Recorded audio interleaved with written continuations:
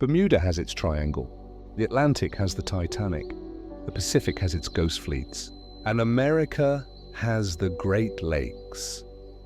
Waters that have swallowed more ships than any other inland sea on Earth. And they're still not done. What do we know about the Great Lakes? Stand on the shore of the Great Lakes and you don't feel like you're looking at lakes at all. You feel like you're staring at an inland ocean.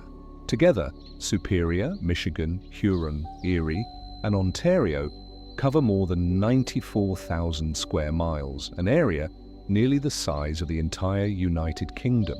They hold over 20% of the planet's surface fresh water, enough to submerge the entire continental United States under 10 ft of water.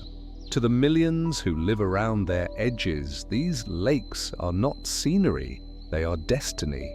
For centuries, the Great Lakes shaped America's rise. They carried iron ore south from Minnesota's Mesabi Range, grain east from the Midwest prairies, timber from Wisconsin's forests, and coal from Pennsylvania mines. Cities like Chicago, Detroit, Cleveland, Buffalo, giants of American industry, were born because ships could move cargo here cheaper and faster than anywhere else. By the mid-1800s, these waters had become the busiest commercial highway on Earth.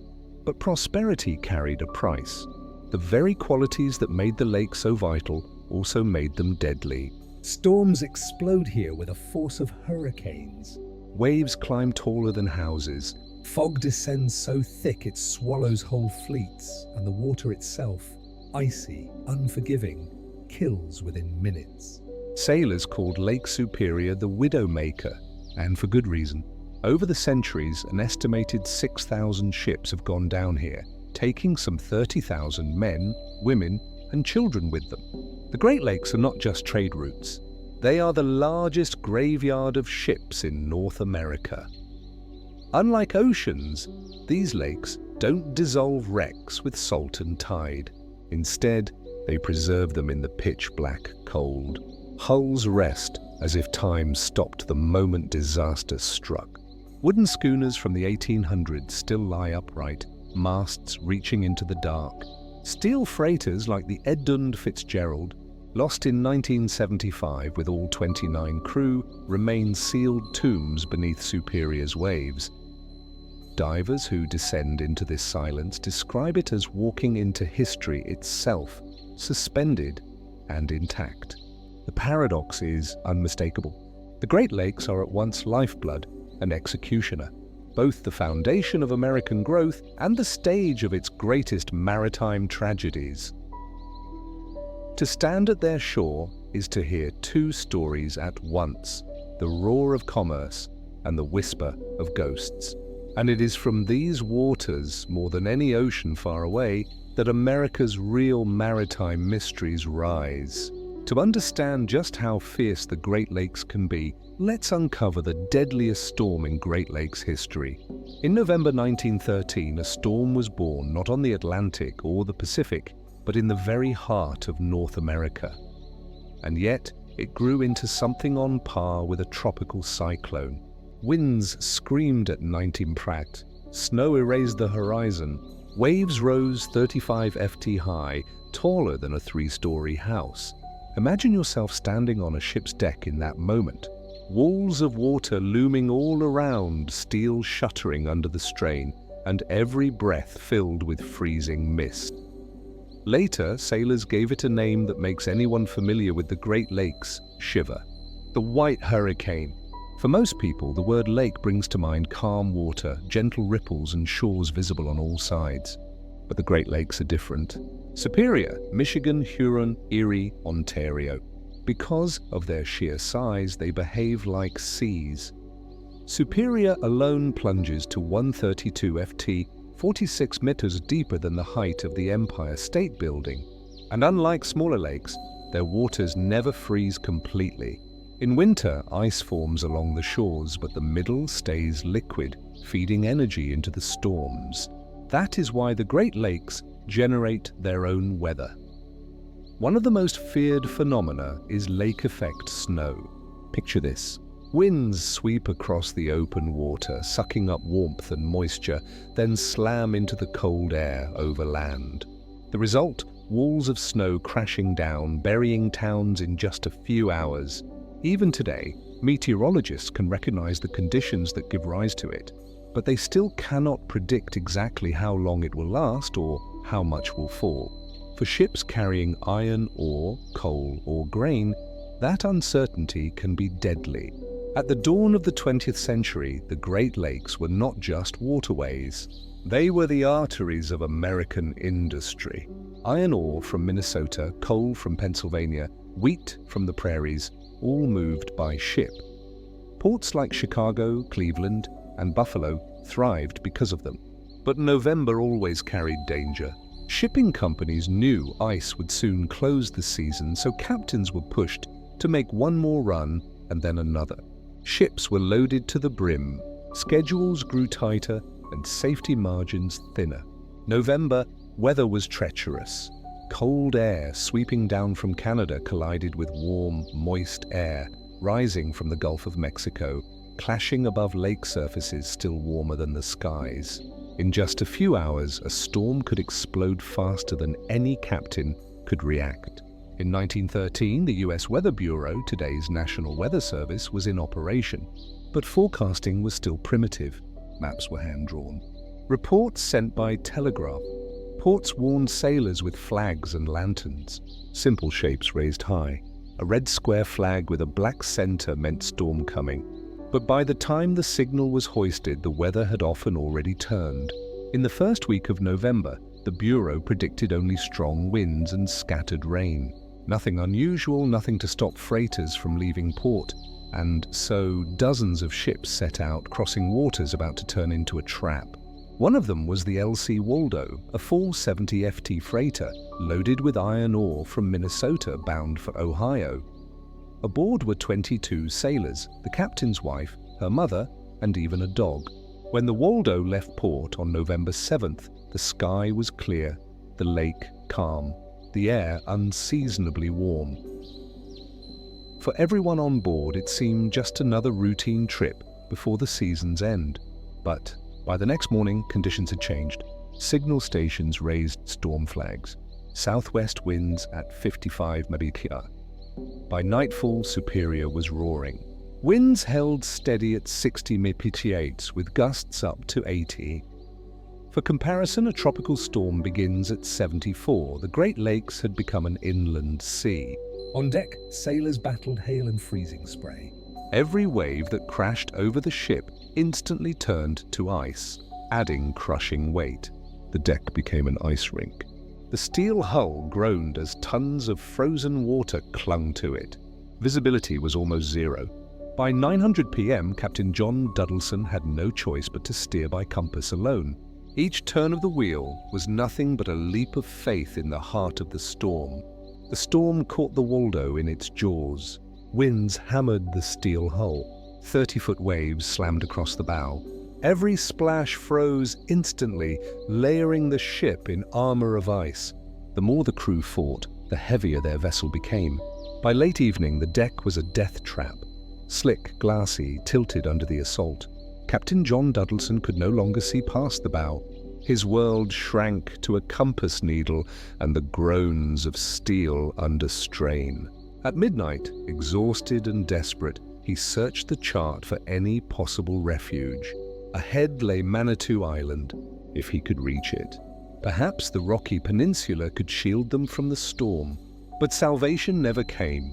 Somewhere near the island, a rogue wave, a sudden mountain of water rising out of the chaos, smashed into the Waldo.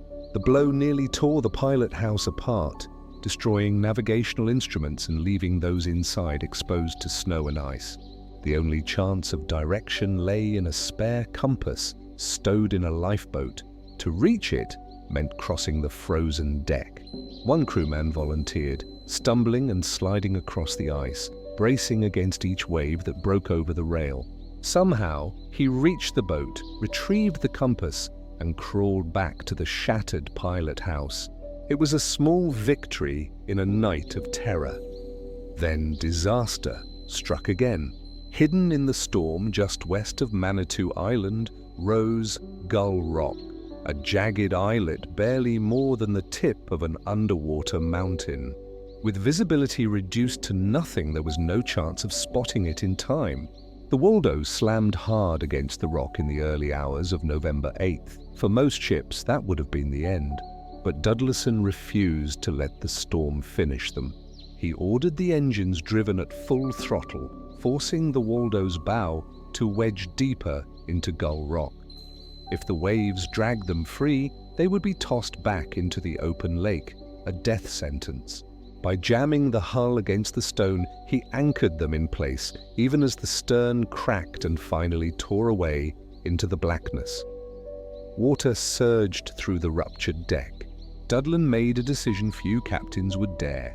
He ordered the lower compartments deliberately flooded. The extra weight, he reasoned, would keep the bow pressed against the rock, preventing the storm from ripping them loose.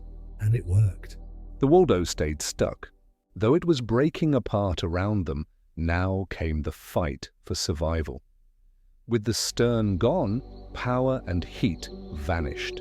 The crew and passengers huddled into a single forward room below the first deck. To reach it, sailors carried the captain's wife and her mother across the frozen deck, even over the widening crack that threatened to split the Waldo in two. Moments after they reached safety, the stern sheared away completely. The survivors were sealed into the bow, adrift, powerless, surrounded by ice. Inside that room, temperatures plummeted. Breath turned white. Fingers went numb. They needed fire. In an act of desperate ingenuity, the crew tore out the captain's bathtub, flipped it over, and with broken fire buckets built a makeshift stove. They punched a hole through a porthole to vent smoke and fed the fire with splintered planks torn from their own ship. The flicker of flames was the only warmth in the frozen tomb. For 3 days they endured, tearing apart their vessel piece by piece just to survive. And the Waldo was not alone. By November 9th, the storm had grown into a monster. It wasn't just one system anymore, it was two. A second low-pressure storm surged out of the Carolus, barreling northwest, when it collided with the system already raging over the lakes. The result was catastrophic. Winds constantly shifted direction. Snow swirled so thick it blinded captains to their own decks. Waves rose higher, steeper, deadlier. On Lake Huron, ships fell one after another. 8 freighters capsized or sank in just 6 hours. Among them, the James Curthers, brand new and 550 FT long, vanished with all hands, never found. The Charles S. Price, discovered floating upside down, was so unrecognizable that rescuers thought it was another vessel entirely. In Cleveland, on the shore of Lake Erie, life was little better. 17 inches of snow buried the city in a single day. Drifts piled 6 feet high, stranding families in their homes. Streetcars froze in place. Their operators trapped inside for nights on end. The storm didn't just claim the lakes, it claimed the land too. Rescue stations tried to act. From Eagle Harbor, Michigan, a 26 FT motorboat ventured out toward the Waldo. The motto of the cruise was grim. You have to go out, but you don't have to come back. The little craft was tossed like a toy, encased in ice until rescuers were literally frozen to their seats. They had to be chopped free with axes, and still, once freed, they prepared a larger vessel to try again. That was the kind of resolve the White Hurricane demanded.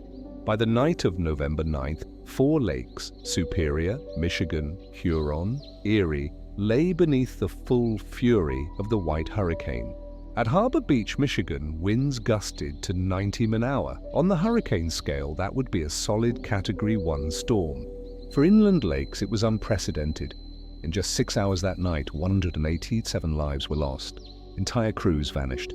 Ships went down without trace, and families across the Midwest waited for news that never came. The Waldo survivors still clung to their icebound prison, unaware whether anyone even knew where they were.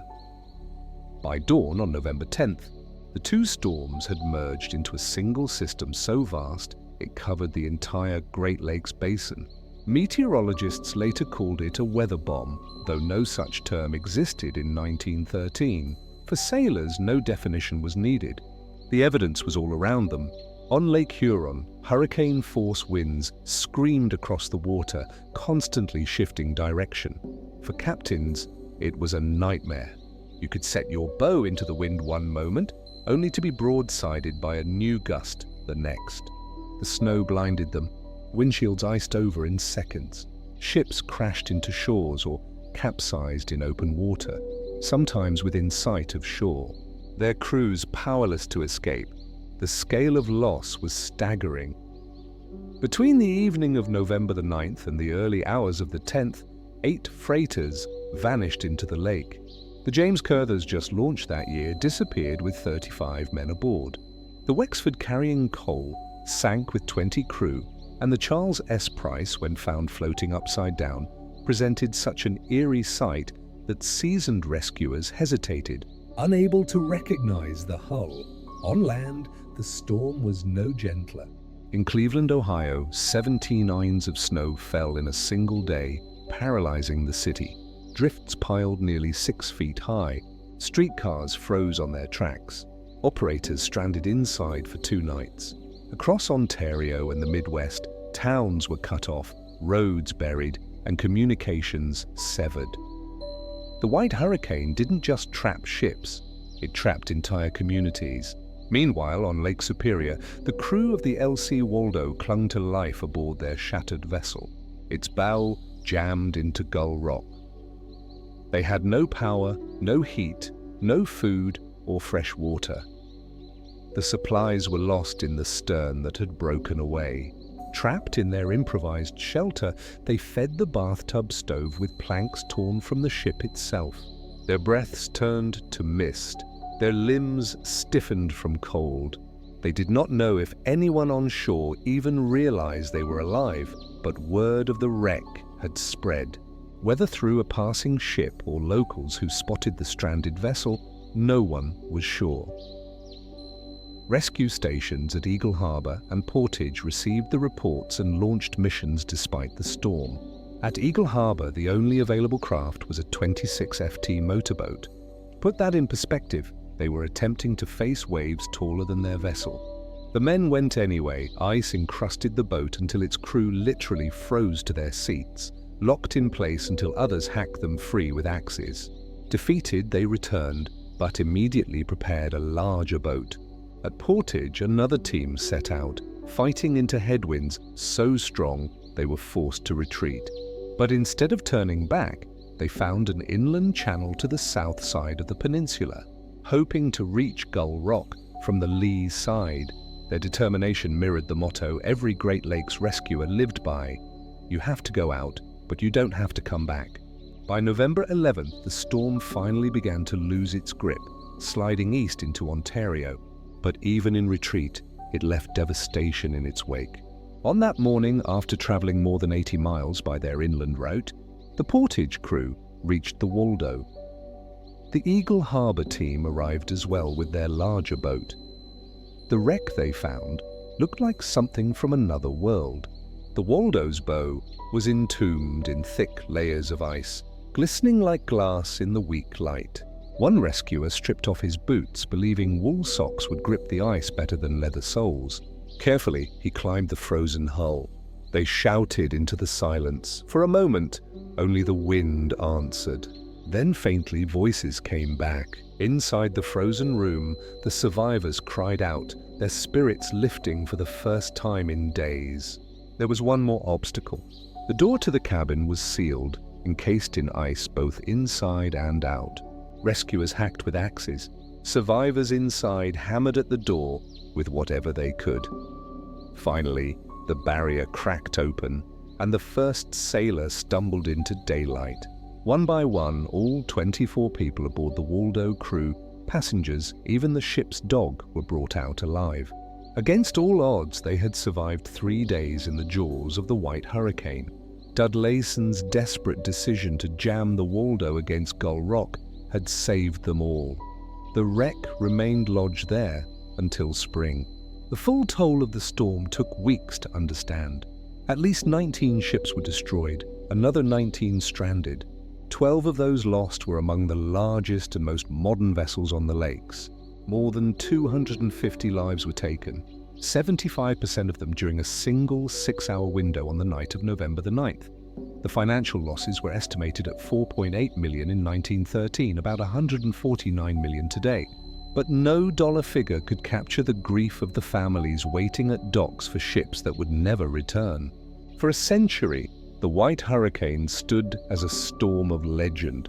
Then, in 2013, for its 100th anniversary, meteorologists used modern computer models to reconstruct what had happened. Their findings confirmed what survivors had always claimed. Wind gusts exceeded 80 mph. Waves reached 36 ft high on Lake Huron, but the true astonishment lay in the duration. Lake Superior endured 20 hours of hurricane-force conditions. Lake Erie 16 hours. Michigan 13, Huron 10. The Great Lakes had endured a hurricane in all but name.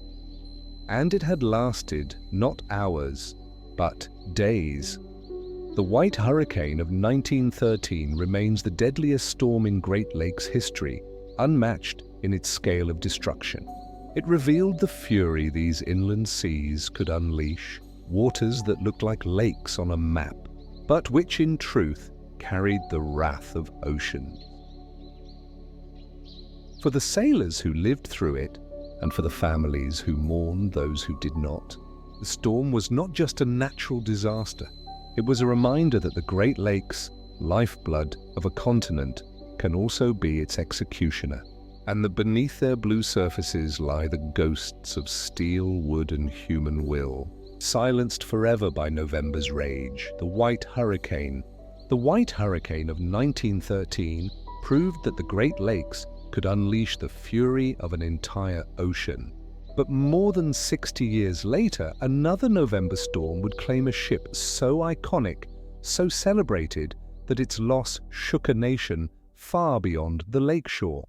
If the 1913 storm showed us the wrath of nature, then the tragedy of 1975 revealed something far more haunting, that even the mightiest ship, in calm or storm, can vanish without leaving behind a single trace of why.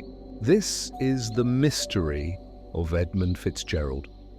On the evening of November 10, 1975, she disappeared on Lake Superior, a body of water so vast it could swallow whole the other Great Lakes inside it.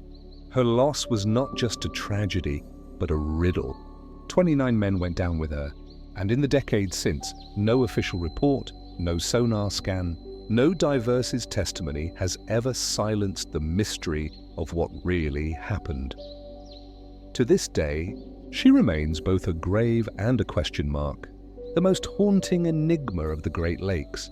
To understand her fate, we have to begin not with her end, but with her birth, because the story of the Edmund Fitzgerald is a story of ambition, pride, and uneasy omens written into her steel from the very first day. In the 1950s, America's industrial heartland was booming.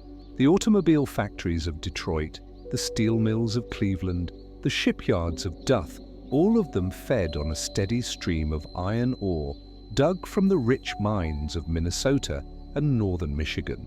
To keep those furnaces alive, the Great Lakes had become a conveyor belt of ore carriers, massive freighters hauling millions of tons of rock through the locks and channels of the inland seas. It was in this climate that the Northwestern Mutual Life Insurance Company, an unlikely shipbuilder, but one with deep ties to the shipping business, ordered the construction of what would be the crown jewel of the lakes. On February 1, 1957, the contract was signed, a new freighter, to be operated by Oglebay Norton's Columbia Transportation Division. The ship would be named after the company's president and CEO, Edmund Fitzgerald, a man whose grandfather and 5 brothers had all been mariners on the lakes. Fitzgerald himself wasn't a sailor, but his company held heavy investments in the coal and iron industries. He understood the economic engine of the region, and he wanted a vessel that would embody its power. And so the plans were drawn for a Leviathan, She would measure 729 ft long, just a single foot shorter than the maximum length allowed by the Soo locks at Sault Ste. Marie, Michigan. Those locks connecting Lake Superior with Lake Huron were only 730 ft long, and the Fitzgerald was built to push that limit to the very edge. Her beam was set at the maximum allowable 75 ft, her weight 13,032 tons, and in her cavernous holds she could carry over 25,000 tons of ore. At the time of her launch, she would be the largest ship ever built for the Great Lakes. Powering her bulk was a steam turbine engine driving her at 14 knots, fast for a freighter of her size. She would be crewed by 29 men, a relatively lean team given the scale of the vessel, but one made possible by her modern equipment. The ship cost $8.49 million in 1957, the equivalent of $87 million today. It was an audacious investment, but also a statement. This was not just a freighter. This was a floating titan, a steel answer to the hunger of America's factories. Her keel was laid on August 7, 1957, and by the summer of 1958 she was ready for launch. On June 7, 1958, crowds gathered at the Great Lakes Engineering Works yard near Detroit to watch her slide into the water. The launch of such a vessel was more than a technical event. It was a spectacle. Newspapers estimated some 10,000 people packed the grandstands, the piers, even rooftops overlooking the slipway. At the bow stood Elizabeth Fitzgerald, wife of Edmund, with a ceremonial bottle of champagne. The tradition was simple. Break the bottle across the hull, christen the vessel, send her safely to the water. But the ritual faltered. The first swing failed. The second swing again. The bottle bounced off. Only on the third attempt did it finally shatter. The crowd cheered, but uneasily. Among sailors, a failed christening was a bad omen. A ship that resisted her name, they whispered, would resist her luck. And the omens did not stop there. As the Fitzgerald slid down the greased ways into the river, she struck the water at a dangerous angle, heeled over, then righted herself violently, sending a wave surging across the slip. The wave crashed into the opposite pier, slamming wood and steel with a thunderous crack. Amid the chaos, a middle-aged man in the crowd suffered a heart attack and died on the spot. To old mariners, the launch seemed cursed. A bad christening, a near capsize, a death in the crowd, all the signs of ill fate. But to the shipbuilders and the company men, such talk was superstition. The Fitzgerald was outfitted regardless, and outfitted she was, with no expense spared. If the Edmund Fitzgerald had been just another oarboat, her name might have faded into the background of the Great Lakes shipping fleet. But she was no ordinary freighter. The Fitzgerald was built not only to haul rock and coal, but to announce herself as a flagship, a floating palace whose presence was impossible to ignore. From the outside, she was a monolith of red and white, her massive hull dwarfing most other vessels she passed. Onlookers lined the Soo locks just to watch her squeeze through with only inches to spare. Her bulk filling the lock chambers like a steel skyscraper laid on its side. She became a sightseer's attraction in her own right, a spectacle whenever she steamed past. But it was inside where the Fitzgerald set herself apart. The ship's pilot house was outfitted with the most advanced navigation technology of the late 1950s, state-of-the-art radar, charting systems, and long-range radios that allowed her crew to keep constant contact across the lakes. This was cutting-edge equipment meant to give captains every possible advantage against the storms and fog that plagued Superior, Huron, and Michigan. Her engine room was a marvel of steam turbine power, driving her faster than nearly any freighter of her size. She could cruise at 14 knots, fast enough to set records, hauling tonnage from Dutch to Detroit in record time. For an industry where time was money, this speed made her legendary. Yet perhaps the most surprising detail was her crew quarters. While many lake freyers crammed men into tight windowless cabins with little more than bunks and bare bulbs, the Fitzgerald was designed with comfort in mind. Her 29-man crew lived in two-person staterooms, each fitted with deep pile carpeting, tile bathrooms and even personal showers, a luxury few sailors ever expected at sea.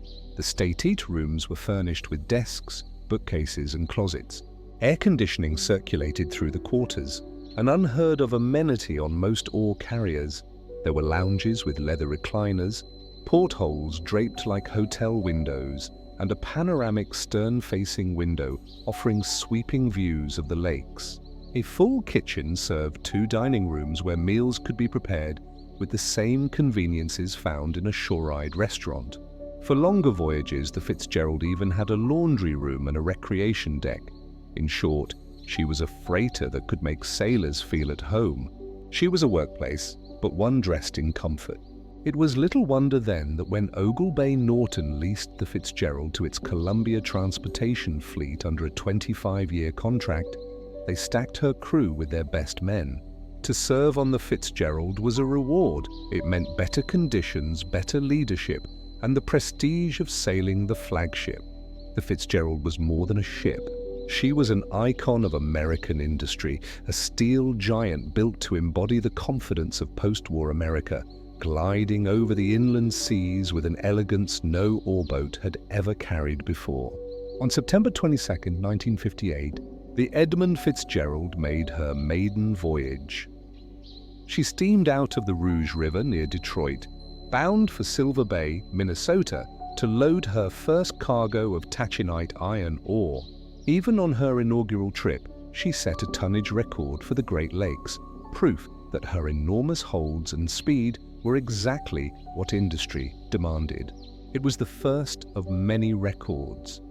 Over the next decade, the Fitzgerald hauled iron ore in quantities previously thought impossible, run after run between Duff, Silver Bay, and Detroit.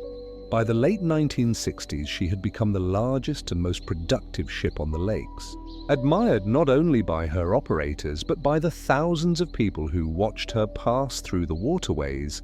Communities along the shore began to treat the Fitzgerald as something more than a freighter. She became a folk icon.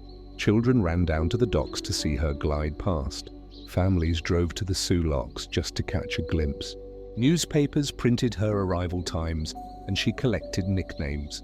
The pride of the American side, the Toledo Express, and most famously, the Mighty Fitz. Much of that public affection came from her captain in the mid-1960s, Peter Pulser. Pulser was a showman in a skipper cap. He loved to lift the crew's spirits and entertain those watching from the locks. As the Fitzgerald passed through, he piped music over the loud hailers, turning a steel freighter into a floating concert hall. He even stepped out on the bridge wings with a megaphone, narrating facts about the ship to the cheering crowds. This earned her one more nickname, the Singing Ship. Under Pulsar's command, the Fitzgerald continued to break records. In 1969 alone, she set a single haul record of over 30,000 tons of ore 4 times. By the end of that year, she had carried more than 1.3 million tons, a staggering figure that underscored her role as the backbone of Great Lakes commerce. Sailors who served aboard the Fitzgerald often spoke of her with a mix of awe and pride. She was not just the largest, she was the fastest, the most comfortable and the most admired. Serving aboard her was a badge of honor. Even when newer freighters appeared in the early 1970s, the Fitzgerald remained in her prime.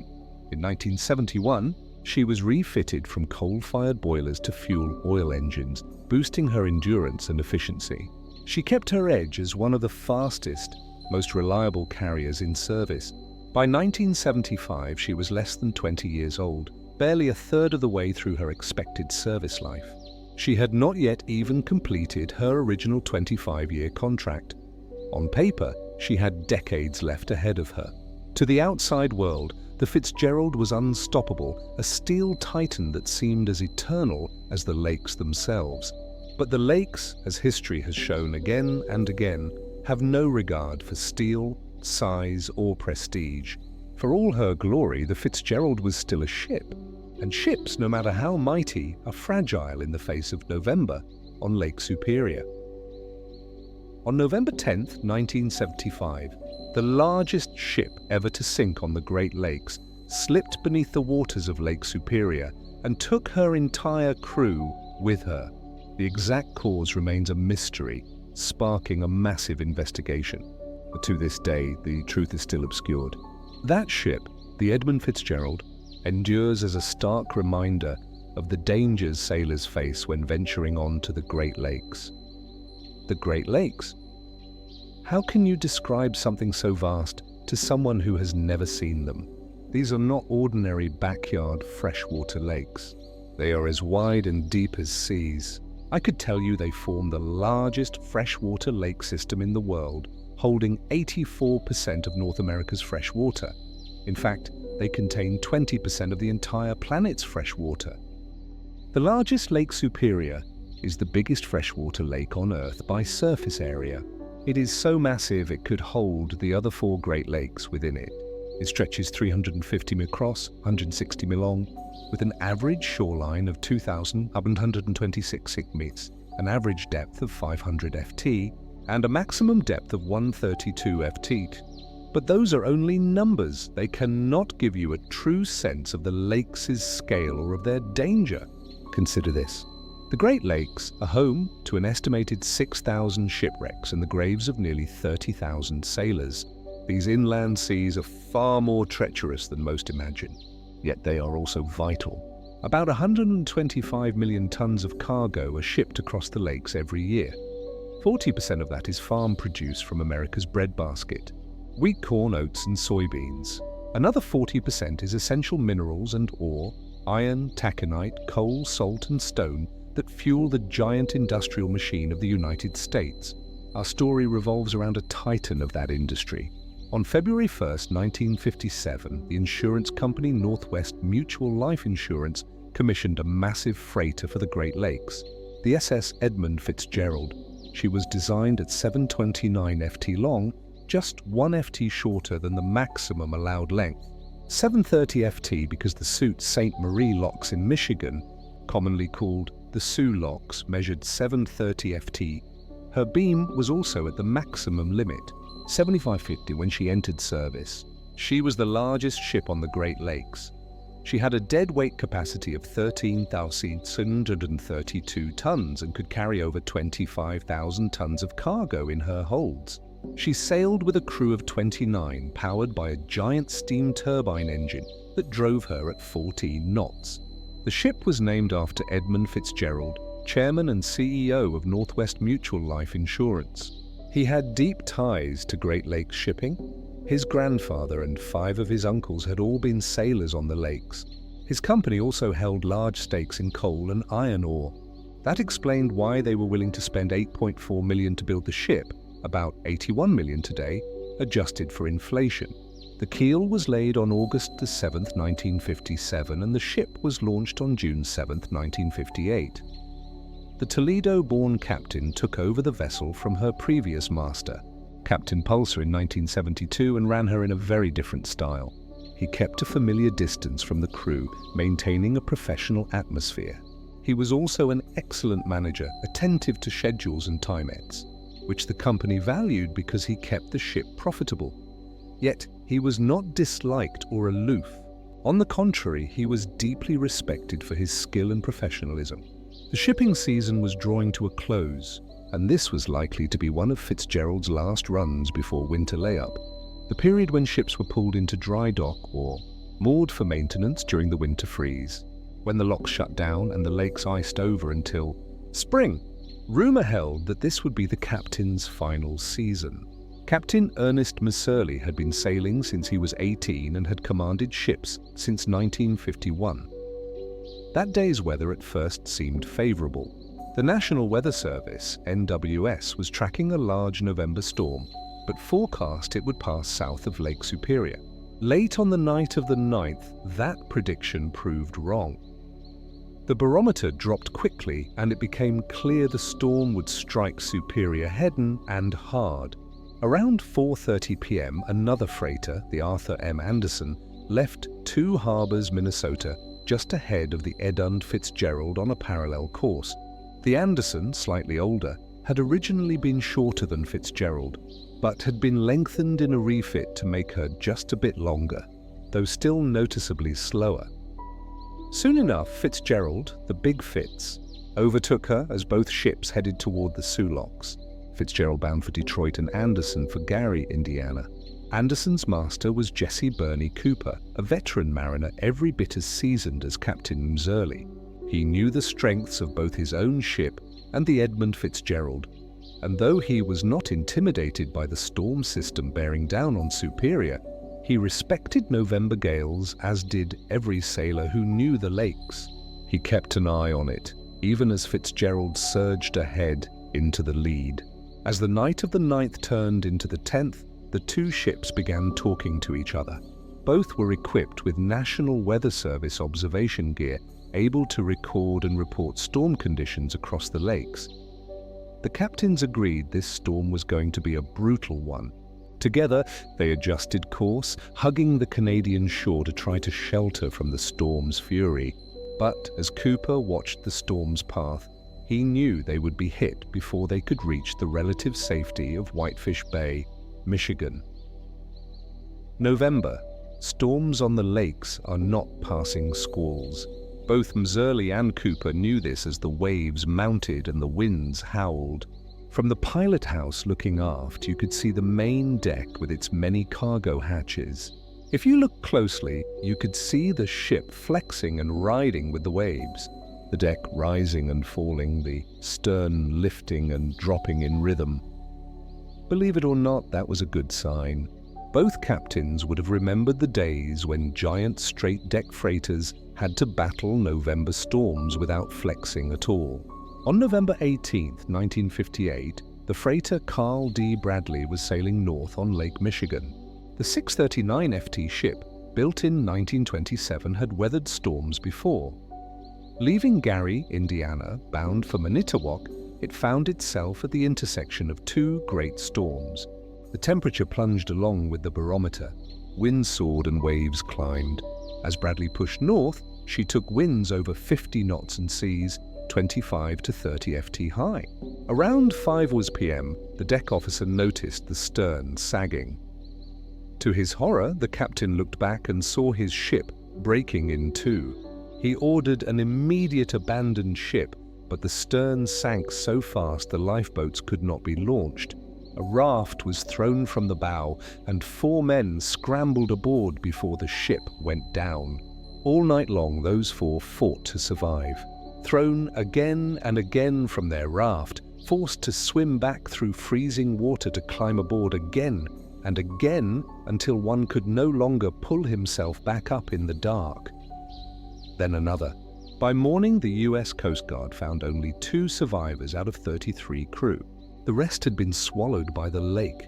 In another shocking event, the SS Daniel J. Morrell, 630 F long, was steaming north on Lake Huron toward Thunder Bay, Michigan on November 29, 1966. Like the Carl D. Bradley, the Morrell sailed into a November gale, her bow plunging into waves and bending with each surge. She shuddered and groaned until she met her end. At 2 a.m., panicked sailors leapt into 34° Wand water, never to be seen again. 4 made it onto a raft at the bow, waiting for the ship to sink. Incredibly, in the storm, they spotted another vessel gliding past, only to realize it was the stern of the Morrell, broken off, its engine still pushing it forward. The wreck sank, leaving 4 men adrift in Lake Huron's frozen storm. When the ship failed to arrive, the Coast Guard began searching. 40 hours later, they found the raft. On it lay just 1 man alive, night watchman Dennis Hale, half frozen, wearing only underwear, a pika coat, and a life jacket. His 3 companions had frozen to death. Later, surveys showed the stern had drifted another 5 nautical miles before sinking. 2 massive freighters, 2 November storms, 2 tragedies with heavy loss of life. The Great Lakes were notorious for November gales, and now Fitzgerald and Anderson were caught in one, flexing as they forged ahead. But unlike Morrell and Bradley, for these ships, flexing was a good thing. The truth was this: Built in 1927 and 1906, the Bradley and Morrell were among the earliest and largest of the Great Lakes freighters. They were built of brittle, rigid steel designed not to bend. When forced through 20 to 35 FTCs, their hulls took colossal stresses, hogging upward, sagging downward. Eventually, either the hull or the wave itself had to break. In contrast, Anderson and Fitzgerald, built in the 1950s, were made of stronger steel and designed to flex in heavy seas. So, as they turned south, driving headlong into the gale toward Whitefish Bay, they were doing exactly what they had been designed to do. By now, the faster Edmund Fitzgerald had pulled ahead of the Arthur M. Anderson, but both remained within radar and radio contact, trading reports on the worsening weather. Winds had risen to 40 knots, seas 10, 12 because the wind came from the south. The bows met the waves head-on, rougher sailing, but more stable handling. Captain Cooper of the Anderson told Miss Early he expected the storm winds to shift nearly 180 deg as it developed. He was nearly right. As night turned to day, the ships neared the outer islands of Whitefish Bay, Michipoten Island, and Caribou Island. Lake Superior's depths gave way to shallower waters, and of course, shallows made waves grow taller. By 2 p.m., both ships had passed the storm center, with winds now howling from the north at 42 knots. Plenty of fetch behind them to build huge following seas. Entering the shallows around the islands, snow began to fall thickly. Anderson's crew lost visual contact with Fitzgerald. That would be the last time anyone ever saw her. From then on, only radar showed the Fitzgerald's position. At 3:00 p.m., Captain Cooper altered his course eastward, turning his ship to take waves and wind at an angle. A risky but necessary move, he thought, to avoid the infamous 6-fathom shore near Caribou Island. A fathom equals 6 fatki, so the shell lay about 36 f deep in normal conditions.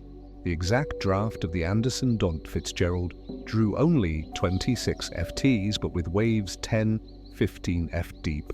Her keel might dangerously brush the bottom when caught in a trough. Strangely, Anderson's radar indicated Fitzgerald steering not away from the shore, but toward Caribou Island. Unfortunately, Anderson did not keep radar logs, so this claim relies on crew testimony. Still, Captain Cooper believed Fitzgerald had gone directly across 6-fathom shore. In Anderson's pilot house, Cooper and his first and second mates watched the radar, tense to see if Fitzgerald slowed or stopped. At 3:30 p.m., Missouri's voice came over the radio. He reported that Fitzgerald had lost railings on her main deck, several vents, and was shipping water. Listening to one side, he said he would check again and was slowing down so Anderson, slower by nature, could catch up. Captain Cooper asked if Miss Early had the BGE pumps going, and Miss O'Reilly answered, yes, both pumps are running. Cooper agreed to increase Anderson's speed to close the distance, now about 17 minutes. Both ships were still 4 to 5 hours from the relative safety of Whitefish Bay. But trouble only deepened. Less than an hour later, Fitzgerald called Anderson again. Ernest Masurley told Bernie Cooper both of his radar systems had failed and he was sailing blind, asking Anderson to guide him with their radar. Anderson, of course, agreed. By 4:30 p.m., darkness was falling. With snow blowing thick, visibility was effectively zero. Winds from the north held steady at 58 knots, raising terrifying following seas 12-18 ft high.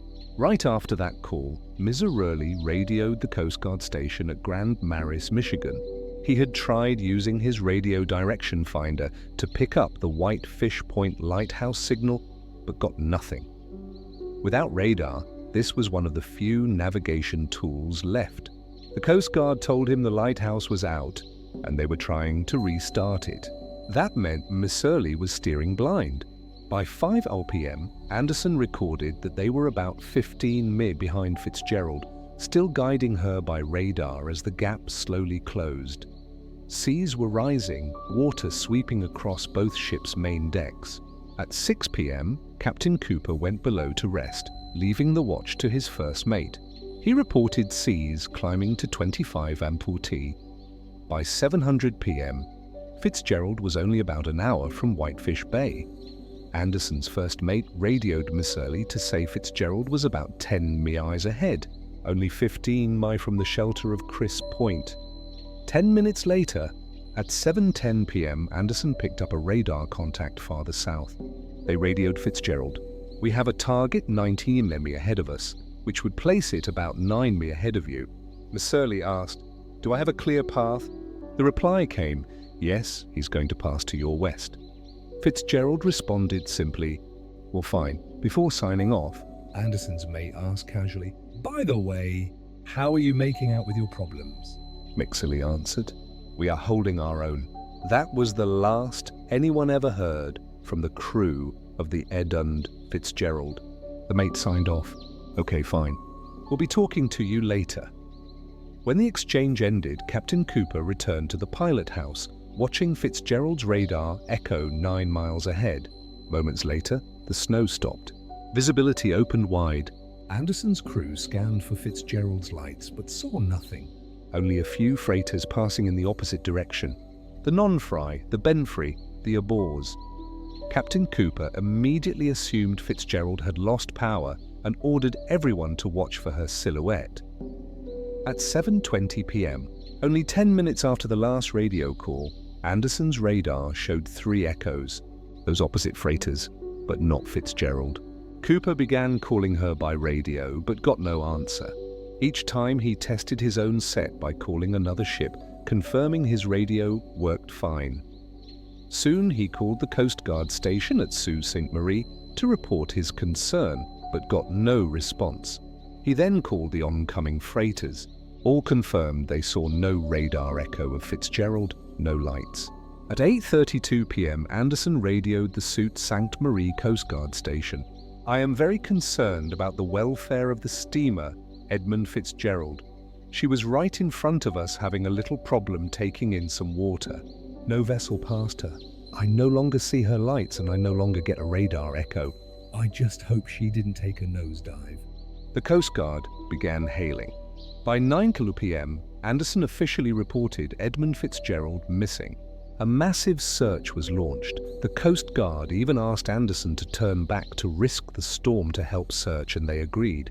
Helicopters from Traverse City, the cutter Naugatuck from Sault Ste. Marie, another Coast Guard vessel from Duff, Minnesota and Canadian fixed-wing aircraft, plus many rescue ships, all joined in a massive sweep of the area. Not one of the 29 crew was ever found, alive or dead.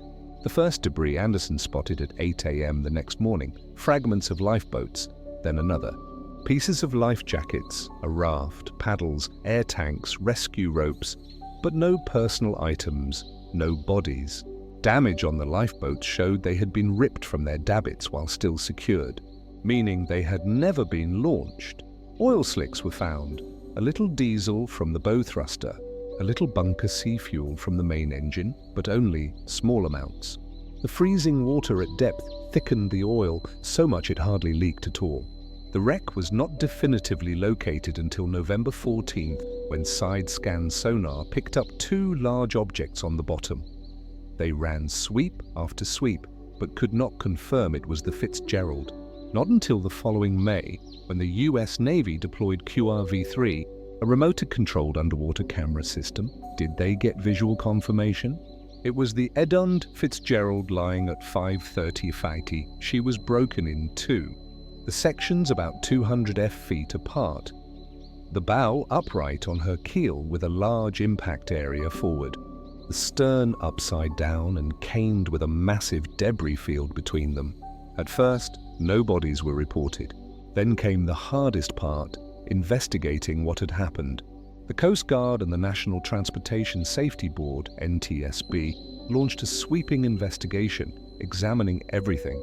Eyewitness accounts from the Arthur M. Anderson crew, testimony from Burlington Northern Railroad dock workers, prior inspection records, statements from former sailors and captains, studies of the wreck and Coast Guard logs, data from other ships in the area, weather reports, and more. At last, after months of inquiry, The Coast Guard issued its final report, concluding the cargo hatch clamps had failed or were not secured properly, allowing waves to slowly flood the holds.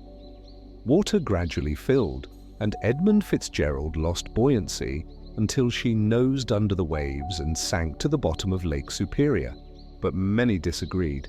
In fact, Paul E. Trimble, president of the Lake Carriers Association and former Coast Guard Vice Admiral, wrote letters to the NTSB and the Coast Guard condemning the conclusion as flatly wrong. Other theories spread that Fitzgerald had been struck by a giant rogue wave, that she had been hauled below the waterline by striking 6 fathoms shore. Others noted an inspection only a week earlier had found cracks in her hull, suggesting she may have broken up like Bradley and Morrell decades before. Many were unsatisfied with the official report and launched their own efforts to disprove it. Later dives tried to unlock the secrets of the mighty Fitz, checking everything from the cargo hatches to hull strength to the ship's stress points. In 1994, a body was found, an unidentified crewman in protective gear and a cork life jacket lying near the bow on the lake bed, face up toward the surface. Who was he? Why was he outside the hull? Why a cork life jacket? Sadly, we may never know. What were those final minutes like? What happened after Missouri left the radio? Why was no distress call ever sent when someone could have been just an arm's length from the microphone? Did the ship plunge bow first and vanish or break apart on the surface? Tragically, we may never know. In 2005, the Ontario Heritage Act officially ended all diving to the Edmund Fitzgerald, declaring it a grave site. What we know today may be all we will ever know. The truth of what happened to the 29 men aboard the Fitzgerald sank with them. The Fitzgerald showed us how a massive freighter could vanish in a storm. But the next disaster was far harder to accept. No waves, no storm, just a calm morning in the very heart of Chicago. And yet in those still waters, the loss was no less than that of the Titanic. The Eastland Disaster, Chicago's Titanic. The story of the Eastland did not begin with tragedy. It began with rivalry. In 1902, on the shores of Lake Michigan, a new company emerged in Michigan City, Indiana. The Michigan Steamship Company. At that time, steamship traffic between Chicago and the rest of lower Lake Michigan had become a vital lifeline. It wasn't just about transportation. It was about two great trades, tourism and agriculture. Tourists longed for Chicago to see its booming skyline, its energy, its promise. But just as many Chicagoans longed to escape it, to sail away for a day or two across the wide lake, leaving behind the choking smoke of factories and the clamor of city streets. At the same time, Chicago's markets demanded fresh produce. Fruit grown on the rich farmlands around the lake. Steamships, therefore, became the beating heart of this circuit. Above deck, hundreds of eager travelers. Below deck, tons of perishable goods rushing to market. One of the dominant players in this lucrative business was the South Haven Line. Flushed with profits, the company began price gouging its customers, squeezing both travelers and merchants who relied on its service. This arrogance created an opening, and into that opening stepped Robert R. Blacker. Blacker was no ordinary entrepreneur, a Canadian immigrant and a Democratic Party politician. He carried ambition as sharp as the lake winds. He raised funds, rallied backers, and incorporated the Michigan Steamship Company with a clear mission to challenge South Haven's monopoly and lure away its dissatisfied clients. His weapon would be a new ship, one that would set a new standard on the Great Lakes. Blacker's vision was bold. A vessel 300 feet long, built entirely of steel with twin screws. 2 propellers instead of 1 to cut vibrations and ensure smoother passage.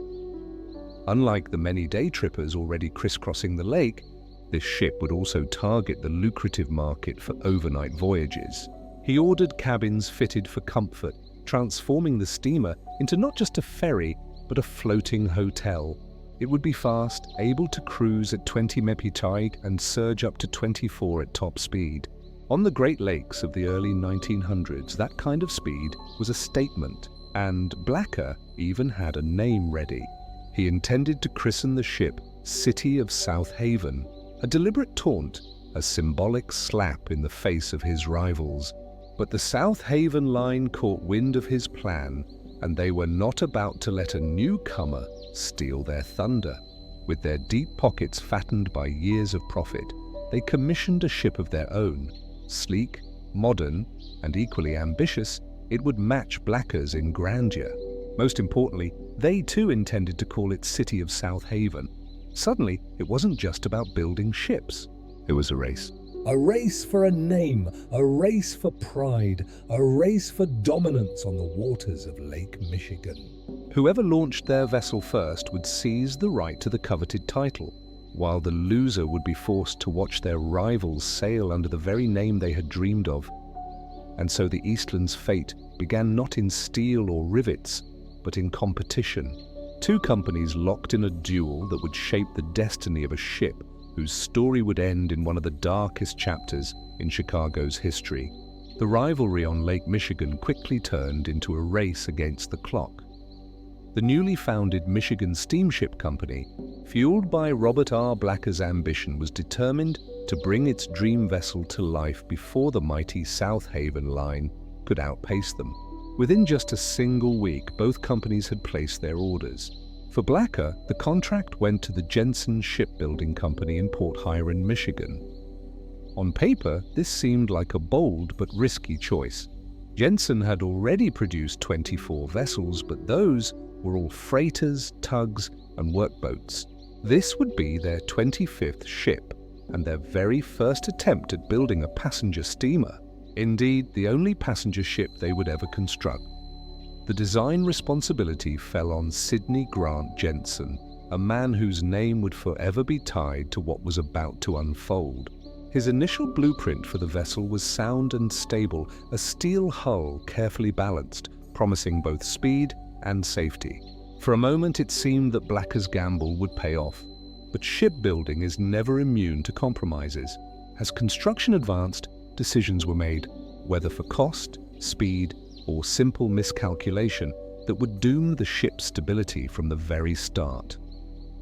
Eft of hull were cut from the vessel's midsection, the very portion where the ship would have been at its widest and most stable. To make matters worse, an entire extra deck was added above, stacking more weight higher on the ship. Imagine taking a child's toy block tower, removing pieces from the middle, and then adding another layer on top. The balance suffers. The tower may stand, but every push, every vibration increases the risk of collapse. The Eastland was that tower. To counter this imbalance, Jensen's design turned to technology, a system of ballast tanks. These tanks, when filled with water, could be used to lower the ship's center of gravity, helping to keep her upright. In theory, it was a clever fix. In practice, it would prove to be a fatal flaw. The Eastland had 10 tanks in total, 5 on each side, stretching from the center line of the ship all the way to her outer hull. This made them unusually wide. When they were completely filled, the water sat solid and steady, giving the ship extra weight low in her body. But the problem came when the tanks were only partially filled, which was the case much of the time during her operations. Here, water was free to sloshing back and forth. As the ship rocked in the waves, water in the tanks shifted with it. When the Eastland rolled slightly to port, even the water from the starboard tanks rushed across, pulling the ship down further. When she rolled back to starboard, the same thing happened in reverse. With each sway, the force multiplied, pushing her ever farther, like a pendulum swinging wider and wider until something had to give. Mariners understood the danger of what's called the free surface effect, the instability caused by liquid moving inside a partially filled tank. Normally this effect can be controlled, but with Eastland's wide tanks the impact was magnified. She was by design a ship, always on the edge of imbalance. And then came the final humiliation. The South Haven line, Eastland's rival, finished their ship first. They launched it before Blacker's vessel ever touched water. And with it, they claimed the coveted name city of South Haven. Blacker was left scrambling. His ship was built, but it had no name. To save face, the Michigan Steamship Company announced a naming contest. The prize was simple: $10 in cash, no small sum in 1903, and a season pass aboard the ship. Submissions poured in, and the winning entry came from a Mrs. David Reed. She proposed the name Eastland, and so when the ship finally launched, it bore not the sharp, taunting name meant to mock a rival, but a softer, simpler one. The Eastland was born out of rivalry, out of compromise, and already carrying the seeds of her own destruction. On May 6, 1903, the city of Port Huron buzzed with excitement. Nearly 6,000 people crowded the waterfront, waiting to see the brand new steamer Eastland slide into the water for the very first time. This wasn't just another launch.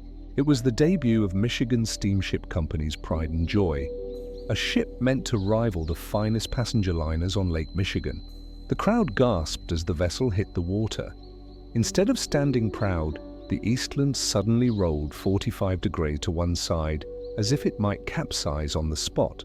Shouts rippled through the spectators, some already convinced they were watching a disaster in the making. Slowly and almost grudgingly, the ship righted itself.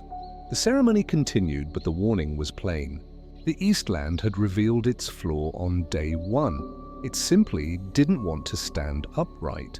Unlike most Great Lakes ships, which were usually launched as empty shells and outfitted later, the Eastland entered the water almost fully equipped. That meant she was already carrying the full weight of her interior cabins, furniture, and fittings when she made her first splash. This practice was common on the Atlantic, where massive shipyards could handle it, but unusual and risky on the lakes. The ship was designed to carry both first-class and steerage passengers. She had 3 main decks open to travelers. At the bottom was the main deck with 5 gangways, stairways leading directly to the water's edge. Here lay one of Eastland's first quirks. Many of these gangways were set uncomfortably close to the waterline. At the stern, when the ship was fully loaded, the lowest gangway sometimes sat barely a foot above the waves. One hard swell and the lake could pour straight inside. At the back of the main deck was a bar complete with a refrigerated cooler for drinks. Cutting-edge luxury in 1903, up front was the galley, the ship's kitchen where meals for thousands would be prepared. Above it was the cabin deck, home to the grand dining saloon. This space was dressed in quartered oak paneling and green trim, aiming to impress. Public lounges gleamed with mahogany woodwork, while the cabins themselves were painted a light cream.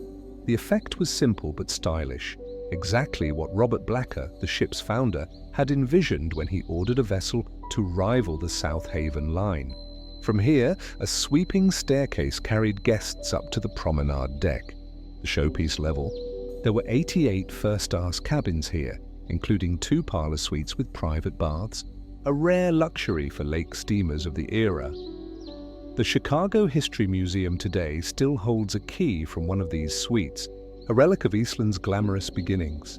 At midship was a nursery, while the back of the deck housed the smoking room. And here was one of Eastland's more eccentric features, a steam colopy, essentially a musical organ powered by the ship's boilers.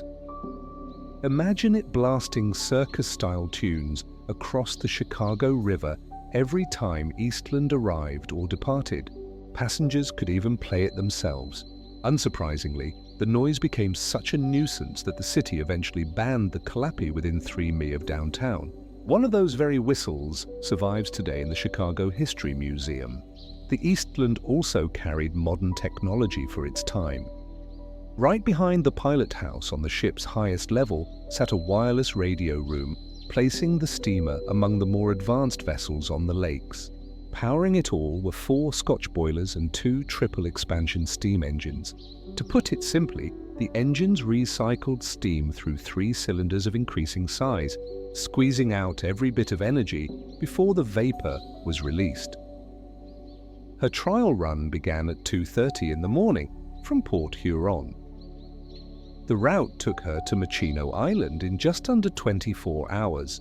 then to Manistee by mid-afternoon, and finally South Haven by forenoon the next morning.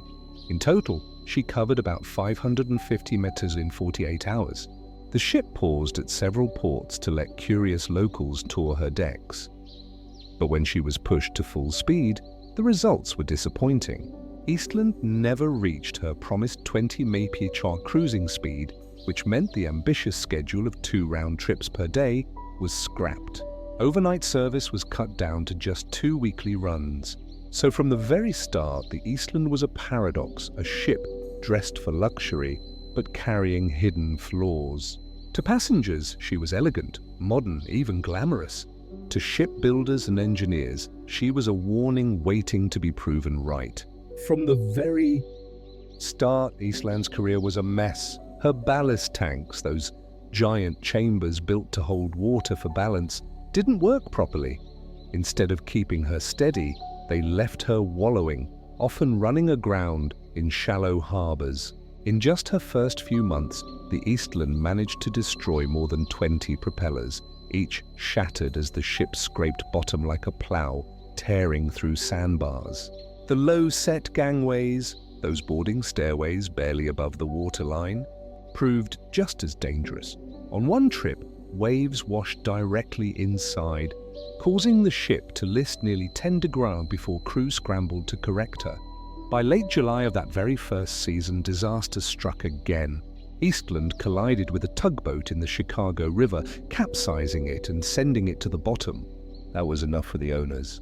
The Michigan Steamship Company quietly removed Eastland's captain and replaced him with a man of greater experience, hoping the ship's reputation might yet be saved. But 1903 had more humiliation in store. In August, 6 stowers, the firemen who shoveled coal into the furnaces, mutinied over the terrible food they were being served. Even below decks, the Eastland was a place of unrest. By season's end, her record was clear: slow, unstable, and unlucky. She was sent back to the Jenks yard for modifications. The shipyard went to work. They added air conditioning throughout the vessel, a luxury virtually unheard of on the lakes at that time. They also cut her draft, the depth of water the ship sits in, to reduce drag. But there was a hidden price. The heavy fans of the air conditioning system added weight up high, and the shallower draft lifted her hull higher out of the water. The result? Eastland's center of gravity crept upward, making her even more prone to tipping. Still, there was one triumph.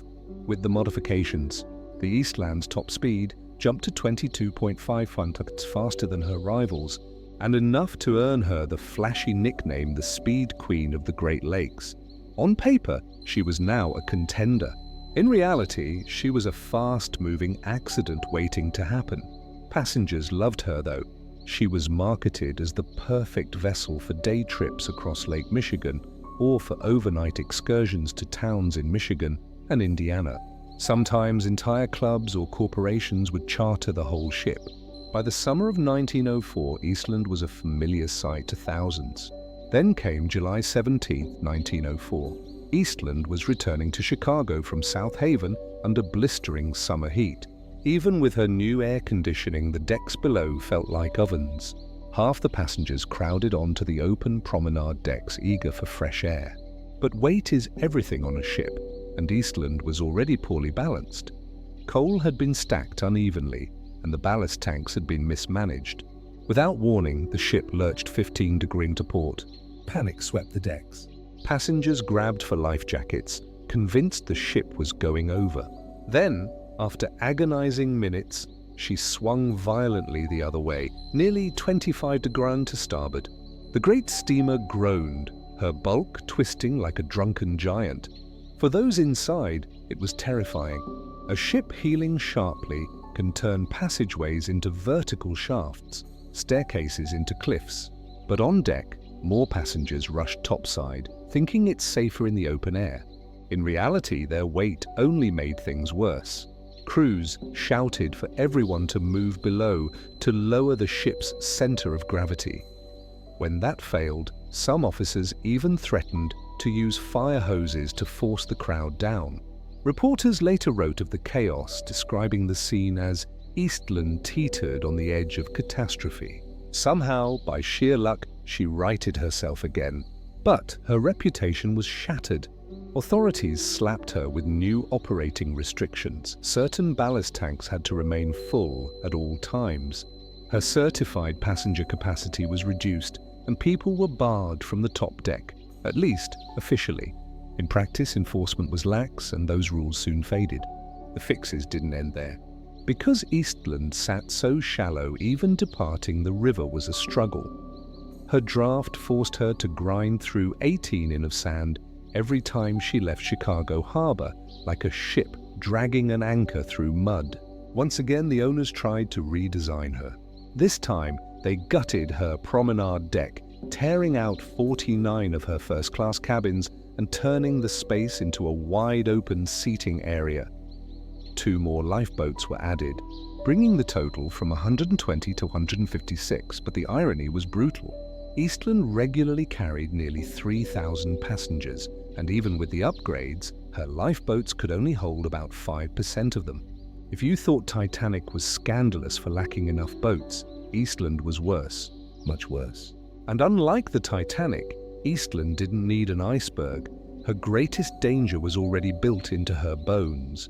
While Eastland was being modified, the Michigan Steamship Company collapsed financially. Its president, Robert Blacker, refused to let go of his creation.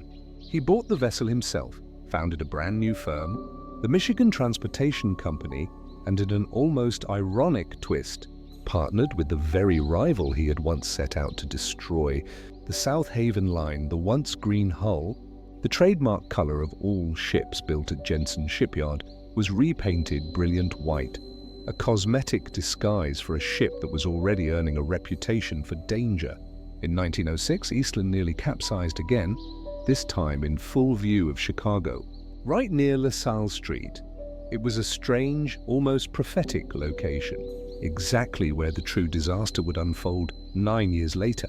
The crew managed to steady her, and the ship continued on. But those who witnessed the incident never forgot how close she came to rolling. By 1907, Blacker walked away from his partnership with South Haven and sent Eastland eastward, shifting her service to the busy Ohio coast. Her routes now stretched between Toledo, Cleveland, and Cedar Point Amusement Park, carrying tourists eager for leisure on the Great Lakes. Souvenir postcards from those years captured a strange mixture of optimism and foreshadowing. One showing Eastland steaming inside a life ring with 3 flags flying above bore a chilling set of mods.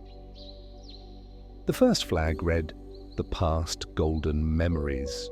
The second, "The present happy days." But the third, perhaps unintentionally ominous, declared, "The future, you will remember me." And for many passengers, there truly were golden memories. Families posed for photographs on the promenade deck, smiling beside Eastland's nameboard.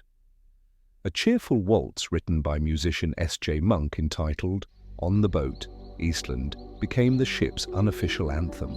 A shipboard photographer snapped portraits that could be purchased as postcards with each traveler's face printed above the Eastland herself. To the casual tourist, she was not a death trap, but a source of joy. But beneath the laughter and photographs, the ship's flaws remained. In 1909, Blacker finally sold his stake to a new company, the Eastland Navigation Company. The new owners tried again to tame her instability, tearing out the last of her now obsolete first-class cabins. It didn't work.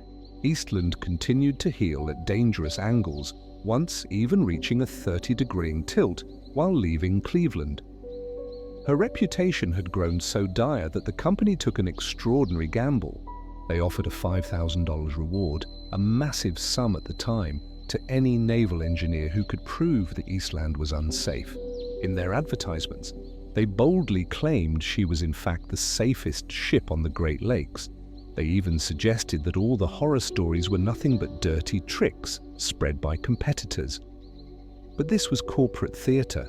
Behind the scenes, naval architects and inspectors were already filing complaints, warning that Eastland's structural defects made her inherently dangerous.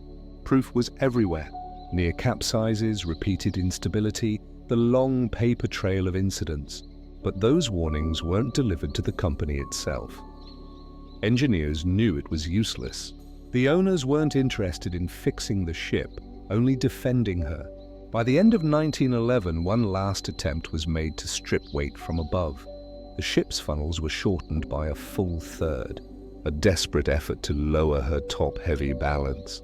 But it wasn't enough. And then in April 1912 came the event that would change Eastland's fate forever: the sinking of the RMS Titanic.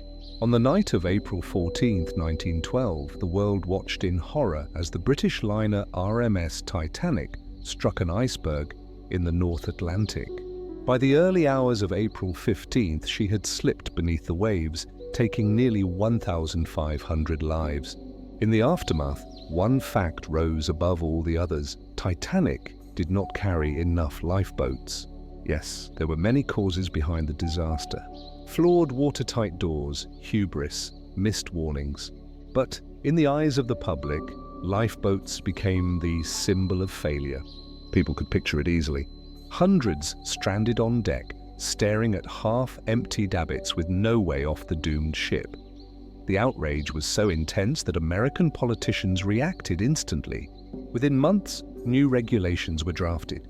From now on, every passenger vessel would be required to carry lifeboat space for every single person on board.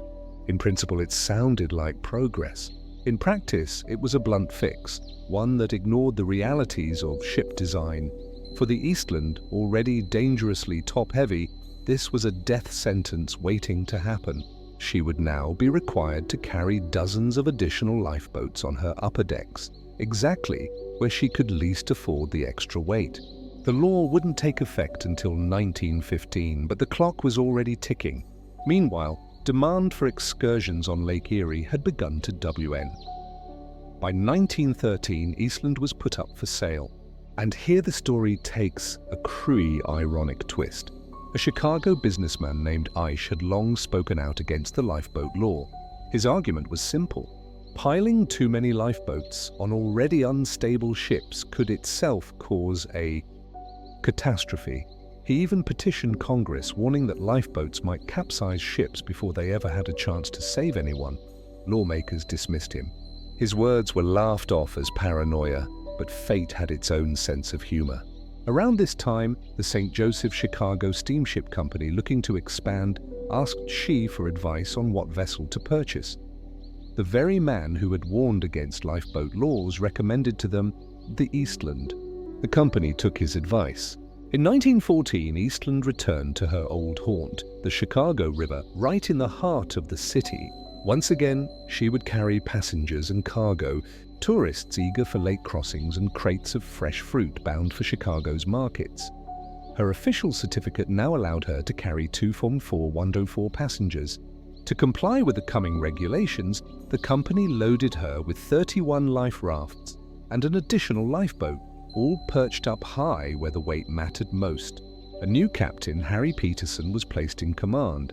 But soon after she entered service, the company shifted its fruit business to another ship, the Eugene Saggers, that left Eastland with a single purpose: a pure passenger steamer.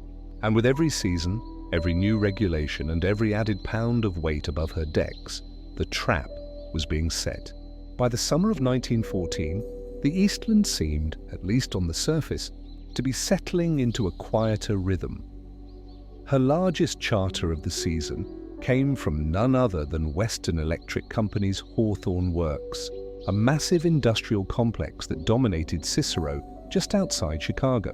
To call Hawthorne Works a factory would be an understatement.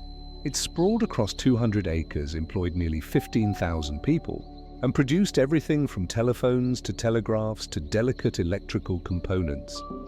It was a city unto itself, complete with its own hospital, its own power plant, even its own railroad line, and entire neighborhoods built to house its workers and their families. But Hawthorne was more than machinery and wires. The company cultivated a family culture. There were sports teams, music clubs, social groups, and every year the tradition employees looked forward to most, the annual company picnic. This wasn't just a casual afternoon in the park. It was a full-scale expedition. Thousands of workers and their families boarded excursion steamers at Chicago's downtown riverfront, setting out across Lake Michigan for Michigan City, Indiana. There, a whole day of festivities awaited. Shopping in town, swimming on sandy beaches, and, most famously, Washington Park, a lakeside playground with rides, amusements, and a roller coaster. The picnics were spectacular. There were baseball games, races, even a parade through the park. And then there were the tub races, workers climbing into literal wash tubs and paddling furiously, usually going nowhere but laughing all the way. For many families, especially working-class immigrant families who had little chance to afford vacations, this was it. This was their one great holiday of the year. A day when the factory whistles fell silent and life felt light again. The 1914 outing went smoothly. The Eastland was only one of half a dozen steamers chartered that year. And though her low-slung gangways made disembarking tricky in Michigan City, the doors sat so close to the waterline that unloading passengers took longer than expected. Nothing went wrong. It was, by all accounts, a happy day. But that small hiccup meant the Eastland would need to be the first ship to depart the following summer. If she needed extra time, she'd have the buffer to make sure thousands of families weren't left waiting. And 1915 was shaping up to be the biggest picnic yet. More than 7,000 people planned to attend. For the financially struggling operators of the Eastland, this was a golden opportunity. If they could pack as many of those passengers as possible onto their ship, it might be the most profitable single day in her entire season. So they looked for ways to legally increase her passenger capacity. That meant lifeboats, lots of them. Maritime law required enough lifeboats and rafts for every soul on board. And so the Eastland's upper deck was loaded with 6 new life rafts and 3 more lifeboats, all stacked high above the promenade.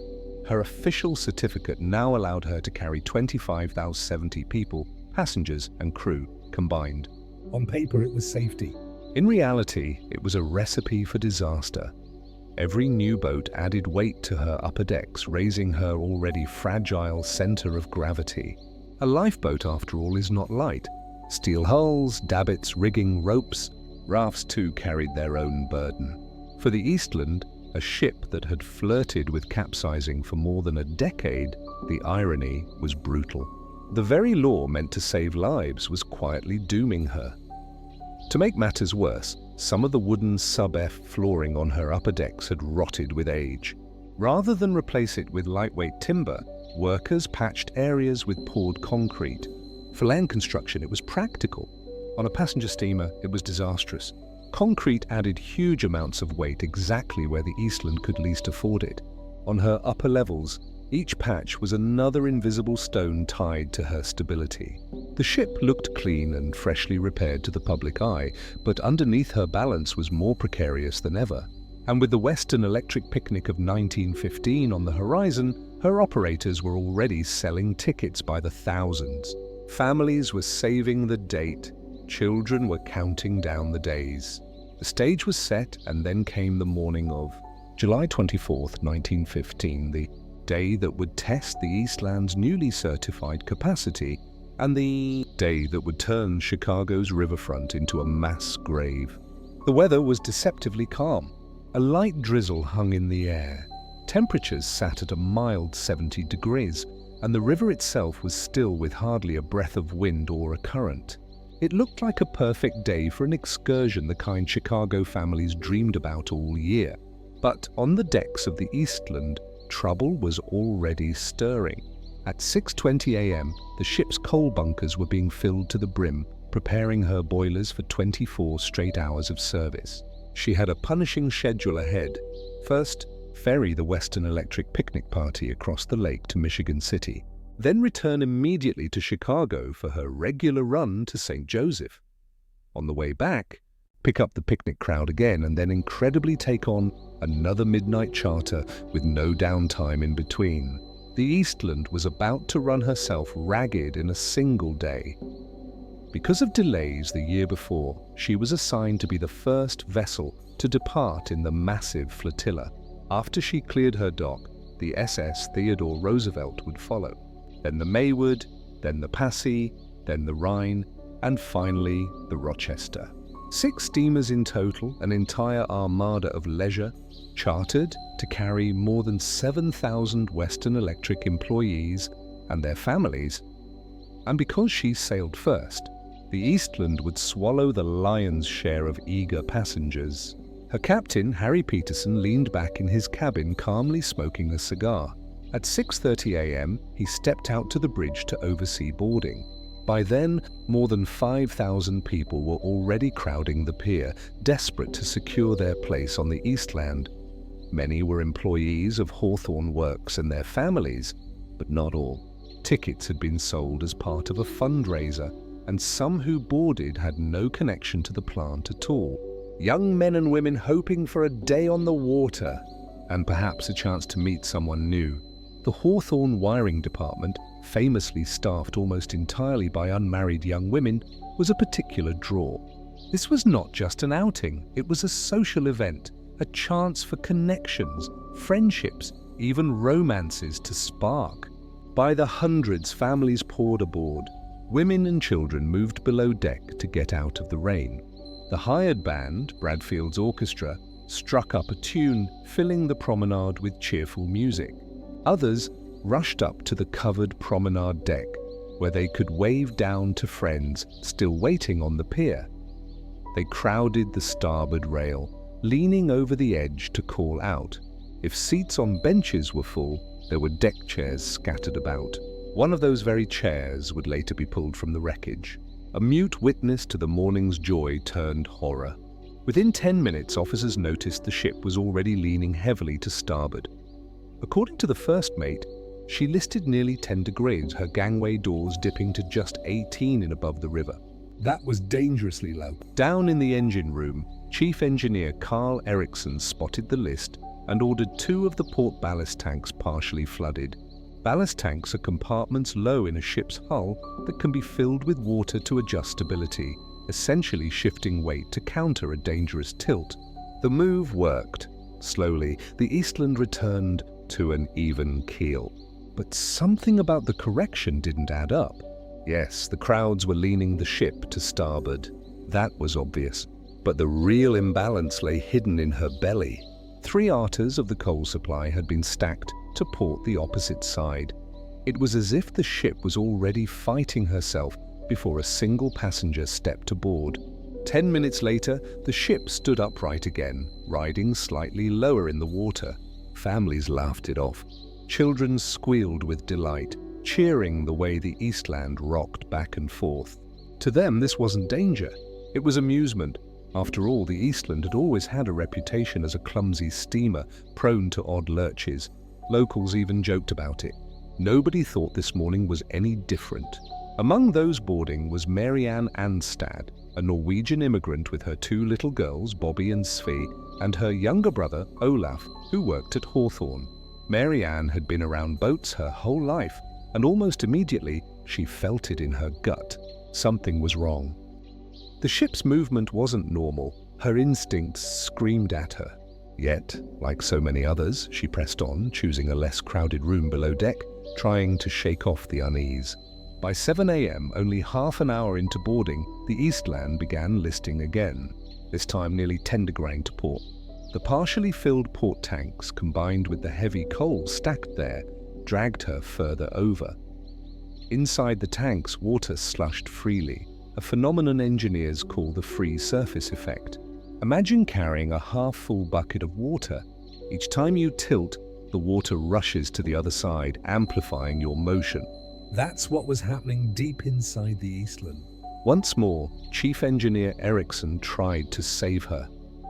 He ordered the starboard tanks flooded to counterbalance the tilt. For a moment it worked. The ship straightened, but the reprieve lasted only minutes. Boarding continued at nearly 50 passengers per minute. The bar was open, the piano played, and laughter mingled with music. Quietly, almost imperceptibly, the Eastland began leaning to port again.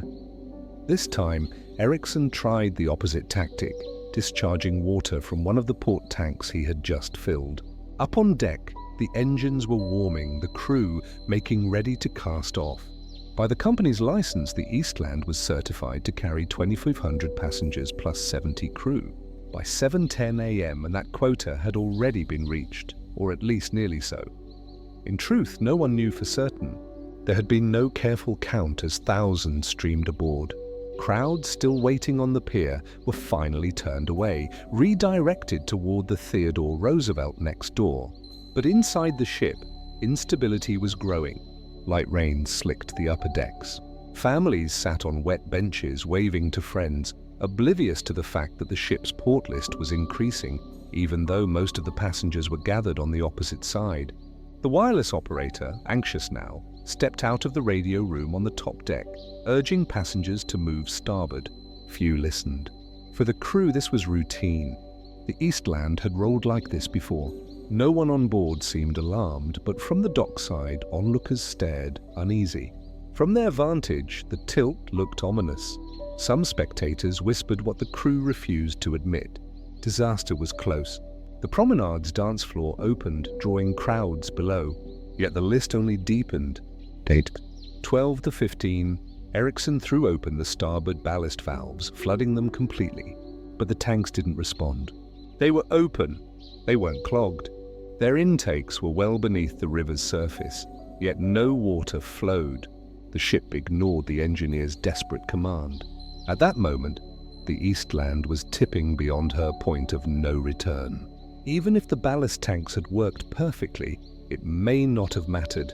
Yes, many passengers had moved below deck, which theoretically should have helped stabilize her by lowering the center of gravity.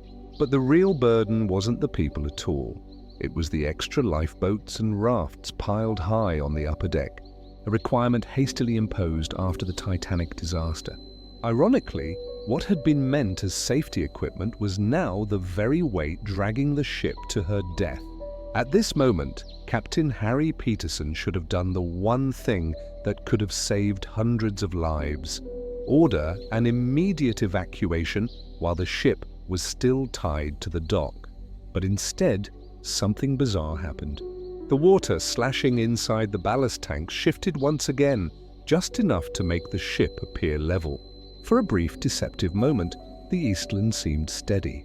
Down in the engine room, Chief Engineer Carl Ericsson thought he had finally trimmed the ship correctly. Up on the bridge, Peterson convinced himself it was safe to prepare for departure. The gangways were pulled up. The stern lines were cast off. A final man leapt aboard, a Western Electric Department head who didn't want to miss sailing with his employees. He scrambled up just as the ship was being let loose from shore. And then the list returned. This time it came hard. At 7:20 a.m., the Eastland dipped violently to port. Glacier toppled from shelves, shattering across the floor. On the outside of the hull, river water reached the main deck. Alarmed, Ericsson immediately cut the engines when he saw water pouring in through the scuppers. Those deck drains meant to let rainwater run off, but now acting as funnels for the river. For decades, people would repeat the myth that the passengers themselves caused the disaster, that they had all crowded to one side, pushing the ship over. But this wasn't true. In fact, the majority of passengers were gathered on the starboard side, opposite the lean, and as the port list deepened, more of them rushed starboard, trying to balance it out. Their movement had no effect at all. The ship's fate wasn't in their hands anymore. The tilt was now so severe that water began flooding through the gangway doors along the hull. Some of those doors had half shutters, supposedly watertight. But anyone who had ever served aboard the Eastland knew the truth. They leaked like saves. River water gushed through them onto the main deck. And that was when the first true panic broke loose. Imagine Captain Peterson there in 1915 just steps from that wheel, astonishingly calm. He later testified that he thought the list was only a trifle. Even as water poured in, he signaled for the Clark Street Bridge to open, preparing to sail out. The bridge operators refused. They could see the Eastland was in no condition to leave the dock. But Peterson ignored the warning. He ordered the last stern line dropped. On deck, some passengers relaxed, believing the ship was about to depart safely. But down below, water had already reached the boiler and engine rooms, forcing stokers and oilers to abandon their posts. Ericsson activated the BGE pumps, a desperate attempt to flush out the flooding, but it was hopeless. The ship rolled further 30 degrees. The promenade tilted so steeply that musicians had to brace themselves against the walls, but they kept playing, trying to keep passengers calm. The music must have sounded grotesque by then, echoing in a room that was turning sideways. Orders rang out for everyone on the promenade deck to move starboard, but the angle was too sharp.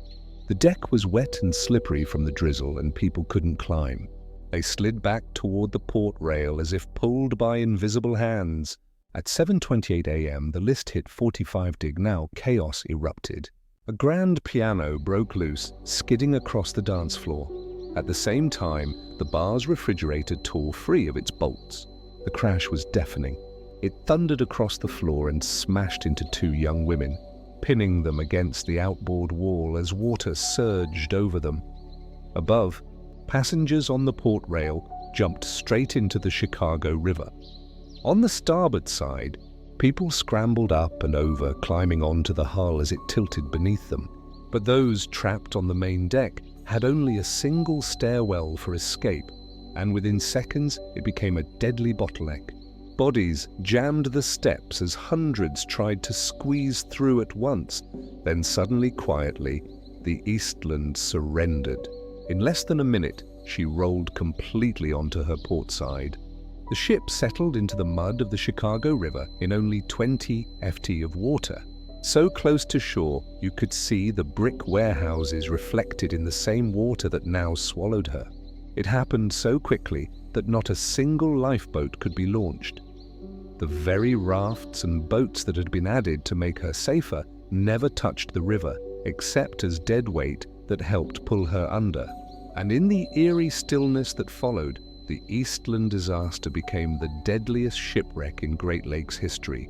To keep the river from carrying the bodies downstream, nets were stretched across the current. The unidentified victims who still remained were moved from the Reed Murdoch building to the 2nd Regiment Armory, which quickly became a grim makeshift morgue. Long lines of families waited in silence, clutching photographs and scraps of clothing, hoping to recognize a son, a wife, a brother. Outside, caravans of hearses rolled steadily away, one after another, until only a single body remained unclaimed. A 7-year-old boy. For a time, he was remembered simply as the unknown child of the Eastland, a symbol of the hundreds of children who never came home that day. Later, his name was confirmed, Willie Noaton. His entire family had been lost in the sinking. Willie's funeral was attended by dignitaries, including the mayor of Chicago himself, and his story became a tragic emblem of innocence destroyed. Badges were minted as tokens of gratitude, given to police, firefighters, divers, even the welders who had cut into the ship's side to pull survivors free. Yet, for everyone who had taken part in those rescue efforts, the Eastland Disaster was not something they could simply leave behind. The horror stayed with them, etched into memory for the rest of their lives. At first, newspapers speculated the death toll might reach an 800. The actual count was lower, though still staggering. 844 lives lost. Of those, 837 were passengers. 2 were crewmen, an officer and a deckhand, and 4 were hired staff, waiters, and musicians, and finally 1 was Peter Bull, the crewman from the steamer Passy, who had leapt into the water to save a struggling woman and drowned alongside her. In one of the cruelest ironies of maritime history, while Titanic claimed more lives overall, the Eastland surpassed it in passenger deaths, 20 more than the great ocean liner. The operators of the Eastland, the St. Joseph Chicago Steamship Company, were in no position to pay compensation. By season's end, they announced they would dissolve. Relief for the families came instead from elsewhere. Western Electric alone donated $100,000, an enormous sum in 1915, and mobilized every possible resource for its grieving employees. The Red Cross added further funds. The city of Chicago organized a public collection raising nearly $400,000, overseen in part by the CEO of Sears and Roebuck. Distributions were made according to need. Meanwhile, salvage operations began. The St. Joseph Line contracted the Great Lakes Towing Company, which dispatched its specialized wrecking steamer, the Favorite. The first task was to clear the site. The Eastland's funnels, masts, and lifeboats were removed, leaving space for divers and wreckers to work safely. Electric lamps were strung up, turning the riverbank into a nighttime work site. Cables were drawn beneath the hull. Holes were plugged, and on August 4th, 4 massive steam pumps began to empty the water from her interior. Progress was slow. Leaks forced delays, and the coal still sitting in her bunkers weighed heavily. The Eastland had driven herself 4 feet into the mud of the riverbed. Bit by bit, the wreckers fought to free her, until at last the ship rose, righted and afloat before being pulled the short distance back to her original wharf. There she sat, silent, ruined for 3 long days, while the owners scrambled to assemble a crew willing to tow her to storage. None wanted the job. The ship lingered in place, abandoned. Her once bright white hull, now a filthy brown and grey, windows smashed, steel plates twisted. For more than a year, the Eastland drifted in limbo, less a vessel than a ghost, an empty shell tethered to the riverbank, a floating reminder of a city's worst day. The aftermath of the Eastland Disaster did not end at the river. It carried into the courts. Captain Harry Peterson and Chief Engineer Erickson were both charged, accused of negligence and incompetence. 4 company officials faced the same. 2 trials were set, 1 criminal, 1 civil. But even this part of the story was complicated. The sinking had happened in downtown Chicago, inside the state of Illinois, yet on a river controlled by the federal government. Whose jurisdiction was it?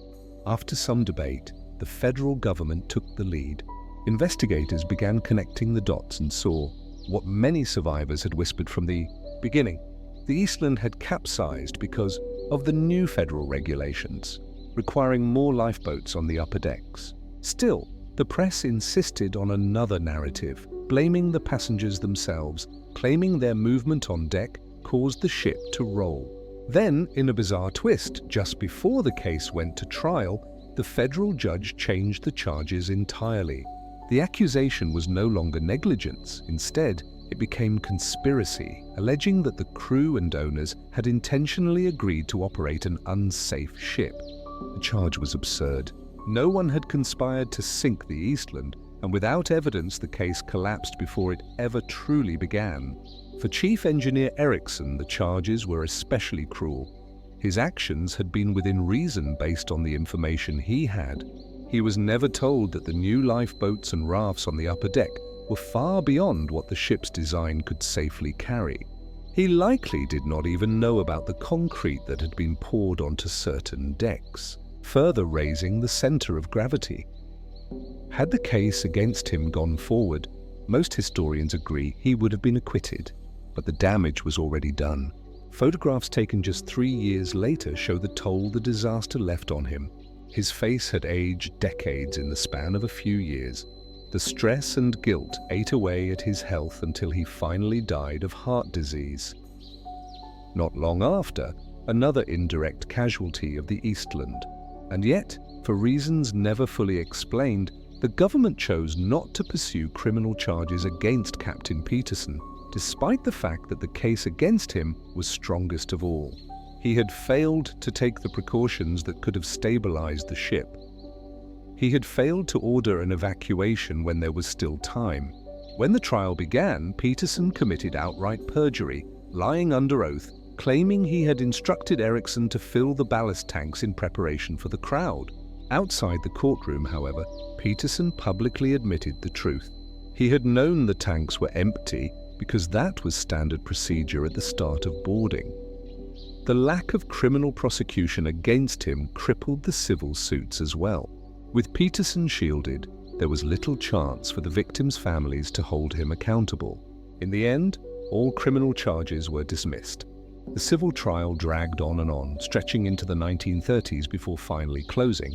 By then, 2 decades had passed. Justice had slipped away, just as the Eastland herself had slipped beneath the Chicago River.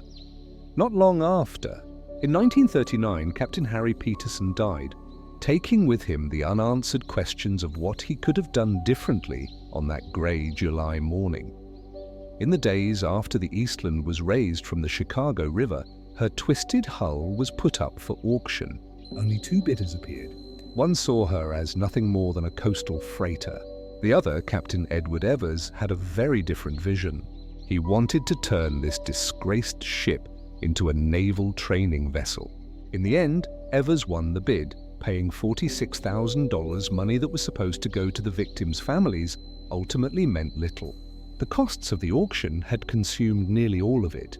Stability tests were carried out, but the verdict had long been clear. The Eastland would be reborn, not as a passenger ship, but as a US Navy gunboat. Her ornate trappings were stripped away, the superstructure cut down, the promenade deckhouse lowered. In their place, 9 compartments were built for naval officers and visiting dignitaries. She was renamed USS Wilmette after a quiet town on Chicago's northern outskirts. Ironically, a ship once feared for its instability was now expected to serve the military. The refit was not complete when World War I ended, but the Will still found her role. At war's end, 10 surrendered German U-boats fell into Allied hands. Under the Treaty of Versailles, they had to be destroyed, and the Wilmette, this once cursed vessel, was chosen to sink one of them, UC-97. On her deck, gunner J. Sabin, who had fired America's first shot of the war, pulled the trigger once more. Beside him, gunner A.F. Anderson launched America's first torpedo. Together, they sent UC-97 to the bottom. Fittingly, it was America's final victory of World War I. Between the wars, the Wilmette served quietly as a naval reserve training ship. Thousands of recruits drilled on her decks, among them Ernie Pyle, who would later become the most famous war correspondent of World War II. The only incident came in 1938 when the ship suddenly listed 6 degrees to one side. The crew panicked, fearing the ghost of the Eastland had returned, but it was only a rare fluke. In World War II, the Wilmette continued as a training vessel, even hosting President Franklin Delano Roosevelt and his military strategists on a short cruise. By then, the tragic past of the Eastland had faded, hidden beneath the Navy's grey paint. In 1947, the ship was dismantled, yet even cut into pieces, her frame still revealed the outline of the Eastland. Part of her story endures to this day. At the Chicago History Museum, artifacts from the Eastland are preserved. A colloquy whistle, cabin keys, fragments of furniture. Across cemeteries in the city, hundreds of graves mark the victims. The greatest concentration lies in Bohemian National Cemetery, where in 2015, on the centennial of the disaster, a memorial was unveiled. That same year, the Eastland Disaster Historical Society, founded in 1998 by descendants of the Onstad family, held a special commemoration. They staged a mock trial of the ship's operators, partnering with John Marshall Law School, presided over by Illinois Supreme Court Justice Ann Burke. The questions rang out, chilling like echoes from the past. The federal government required my client to add lifeboats. That increased weight, increased instability. Do you believe it contributed to the disaster? Yes, it was the fault of the federal government, not my client. Was the ship's stability ever tested again before July 24, 1915? No test was ever conducted. The audience, made up of history enthusiasts and legal scholars, served as the jury. They voted 5-1 not guilty of criminal recklessness for the ship's operators. In the Society's attempt to frame the tragedy as something more complex than negligence, the Society also traced the family of Peter B., a sailor from the Passy who had leapt into the river to save a drowning woman, dying with her in the chaos. His relatives, still living in Ireland, had always believed Peter was merely a victim. They never knew he had died a hero until nearly a century later, when the truth was finally brought to them. The Eastland Disaster, Chicago's Titanic, where calm waters hit a tragedy no one saw coming. But the waters of the Midwest weren't done claiming lives, because just a few months later, another storm not of calm but of unimaginable fury would sweep across the Great Lakes. You remember the White Hurricane, don't you? That November storm that turned the lakes into a graveyard. Now we're going back into it, to the heart of that chaos where 2 ships vanished, and what was found afterwards still defies all explanation. The mystery beneath Lake Huron, 2 ships, 1 storm, no answers. It all began in silence, as most disasters do. The first week of November 1913 passed strangely across the Great Lakes. The air was warmer than usual, with some places reaching over 68 degrees. Along the docks of Lake Erie, dock workers joke that winter must have skipped America this year. Steamships glided quietly over glassy waters, their hulls heavy with coal and iron ore. The final shipments before ice would seal the waterways until the following spring. But the sailors of the Great Lakes knew better. They called it the Witch of November, and they said she never missed a season. She would come without warning, blowing down from the north, sparing neither steel nor soul. They had seen her before, and every year she came back to collect her due. Just after midnight on November 7, 1913, a small steamer called the Cornell was sailing about 50 minutes west of Whitefish Point on Lake Superior. Without warning, it was struck by a violent gale from the north. The ferocious storm nearly capsized the little vessel. Though badly damaged, the ship and her crew survived barely. But nearly half of the 70 ships on the Great Lakes that weekend would not be so lucky. Among them were 2 vessels, the Charles S. Price and the Regina, both preparing for their final voyages of the season. One was a massive steel giant, brand new, modern, a symbol of progress. The other was smaller, humbler, commanded by a young captain who had everything to lose. A wife, 2 daughters, and a promise to be home before the first snow. Both would never return. By 1913, the Charles S. Price, but size was the pride of the Great Lakes, a 504 FT steel giant gleaming under the pale November sun. She wasn't just a freighter, she was a statement of progress. Her decks glowed with electric light, her cabins had hot water showers, and her crew enjoyed the rare luxury of flush toilets, comforts unheard of on most working ships. She belonged to a new generation of vessels, steel-hulled leviathans that were steadily replacing the old wooden workhorses that had carried America through the previous century. In the first decade of the 20th century, nearly half of all ships launched from US shipyards slid into the waters of the Great Lakes. The lakes had become an industrial highway, a roaring conveyor belt of coal, grain, and iron, and with each launch, confidence grew. a dangerous confidence that these modern ships could survive anything nature threw at them. The Price was among the largest of them all when she was launched in 1910 from the American Shipbuilding Company in Lorain, Ohio. At 6,022 tons, she towered above the docks like a floating skyscraper, crewed by 28 men under the command of Captain William Black of Cleveland, a steady, respected mariner known for his discipline and calm. On the morning of Saturday, November 8, 1913, the Price departed the port of Ashtabula, Ohio, her cargo holds packed tight with coal. The air was unseasonably warm, almost spring-like. The lake was mirror smooth, reflecting a sky so calm that even the gulls seemed lazy in flight. As she steamed west across Lake Erie, heading for the Detroit River Light 150 miles away. No one on board could have imagined how quickly that mirror would shatter. But there had been signs, subtle, uneasy ones. A few days earlier, Milton Smith, the ship's first assistant engineer, had made a decision that puzzled everyone. He loved this ship, Loved the camaraderie below deck, the rhythm of the engines, the smell of hot oil and steel. but something gnawed at him. Call it intuition or dread. He told friends he had a bad feeling about one more run.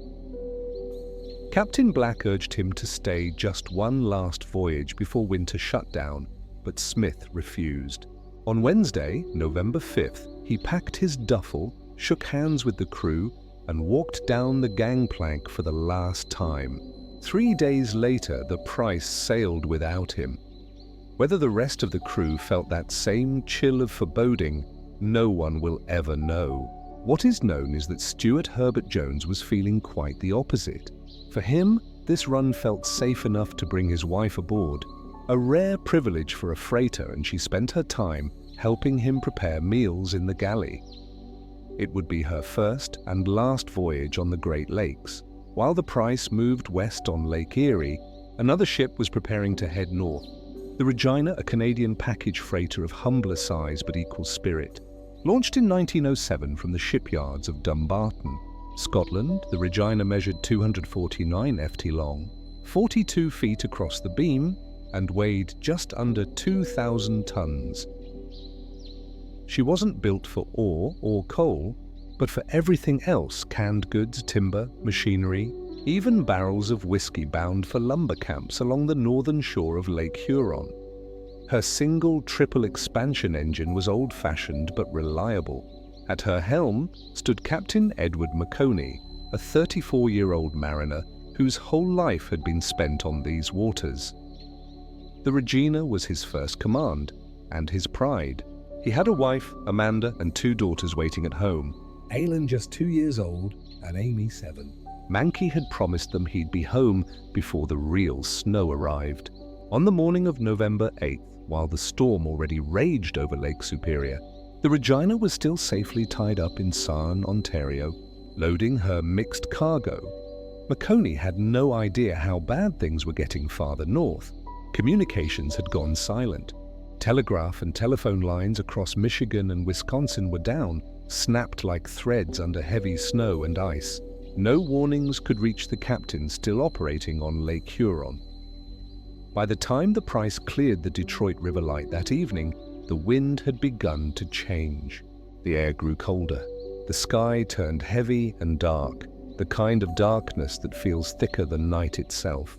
Just after midnight on November 9, 1913, the Charles S. Price entered the narrow channel of the St. Clair River, her steel hull slicing through black water, whipped by freezing wind. For Arzid Mintosh, the 22-year-old wheelsman, this was familiar ground. His hometown of St. Clair, Michigan, lay only a few miles away. He'd promised his fiancée, Kitty Tabau, that this would be his last trip before they married. One more run, one more paycheck, then he'd come home for good. Far downstream, another vessel was getting ready to face the same storm. The Regina, captained by Edward McConey, 34. At dawn that Sunday, she finished loading in Sarnia, Ontario, unaware that the system now raging on Lake Superior was sweeping rapidly eastward. With telegraph and telephone lines down across Michigan and Wisconsin, no warning reached Huron. McCankey's barometer read low, but not yet alarming. Like so many Great Lakes captains, he trusted his instincts and the fact that other ships were sailing too.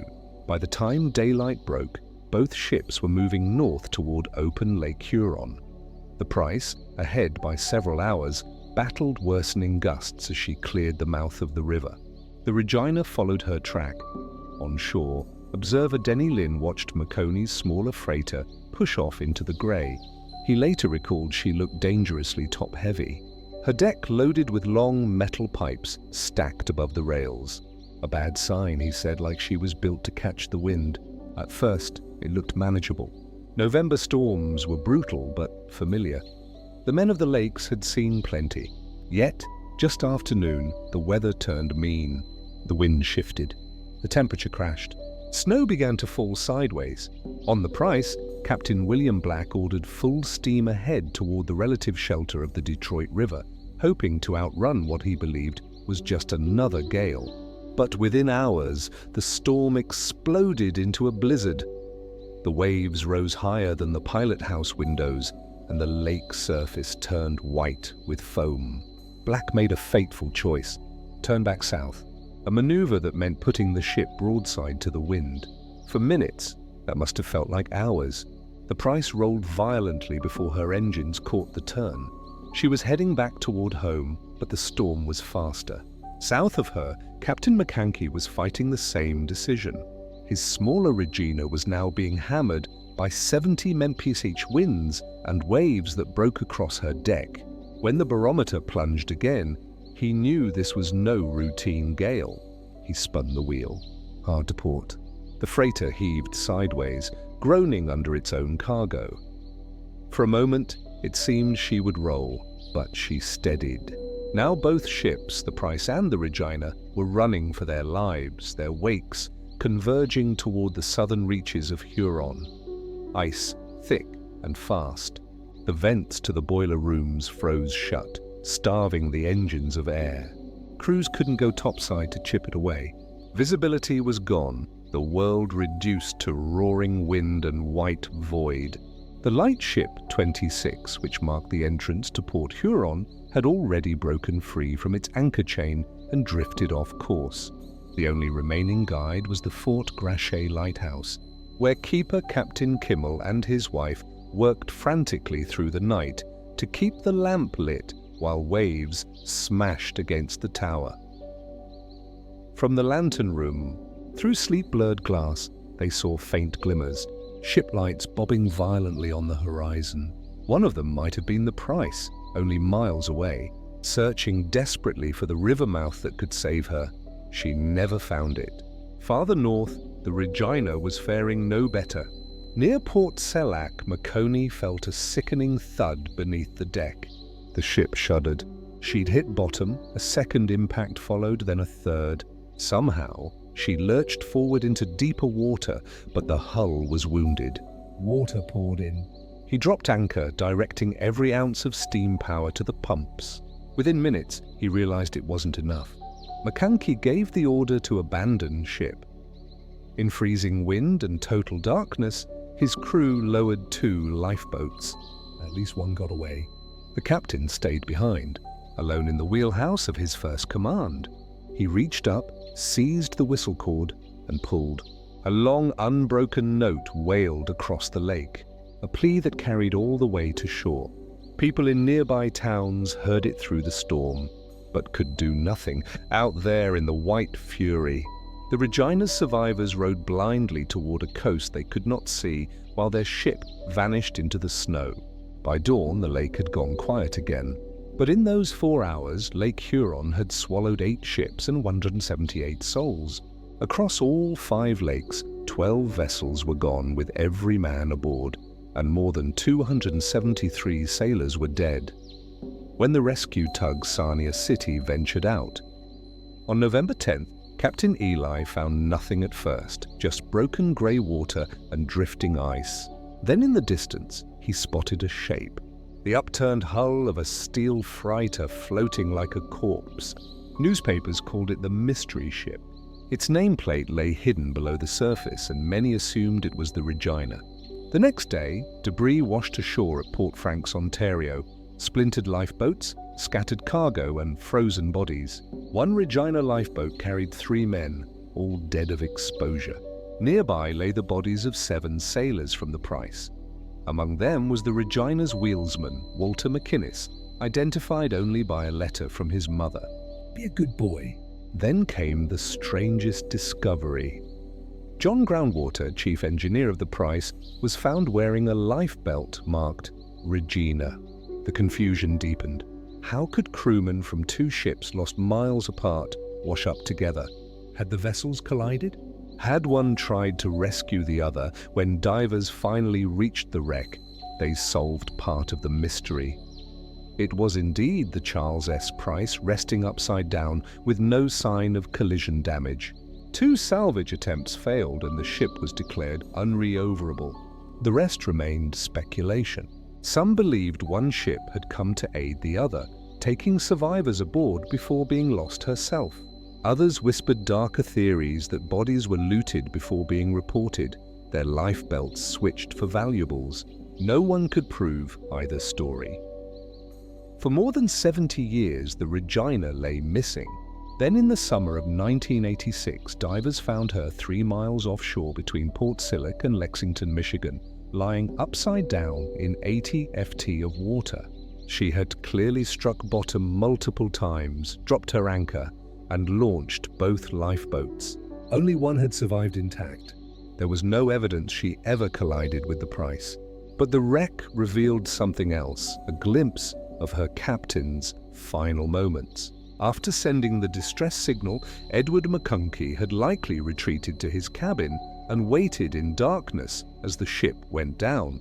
When the wheelhouse collapsed, his body was swept out and later drifted ashore months later in August 1914. In his coat pocket, his wife Amanda found his small, water-stained logbook. The last line, written 2 days before the storm, noted only the day's weather.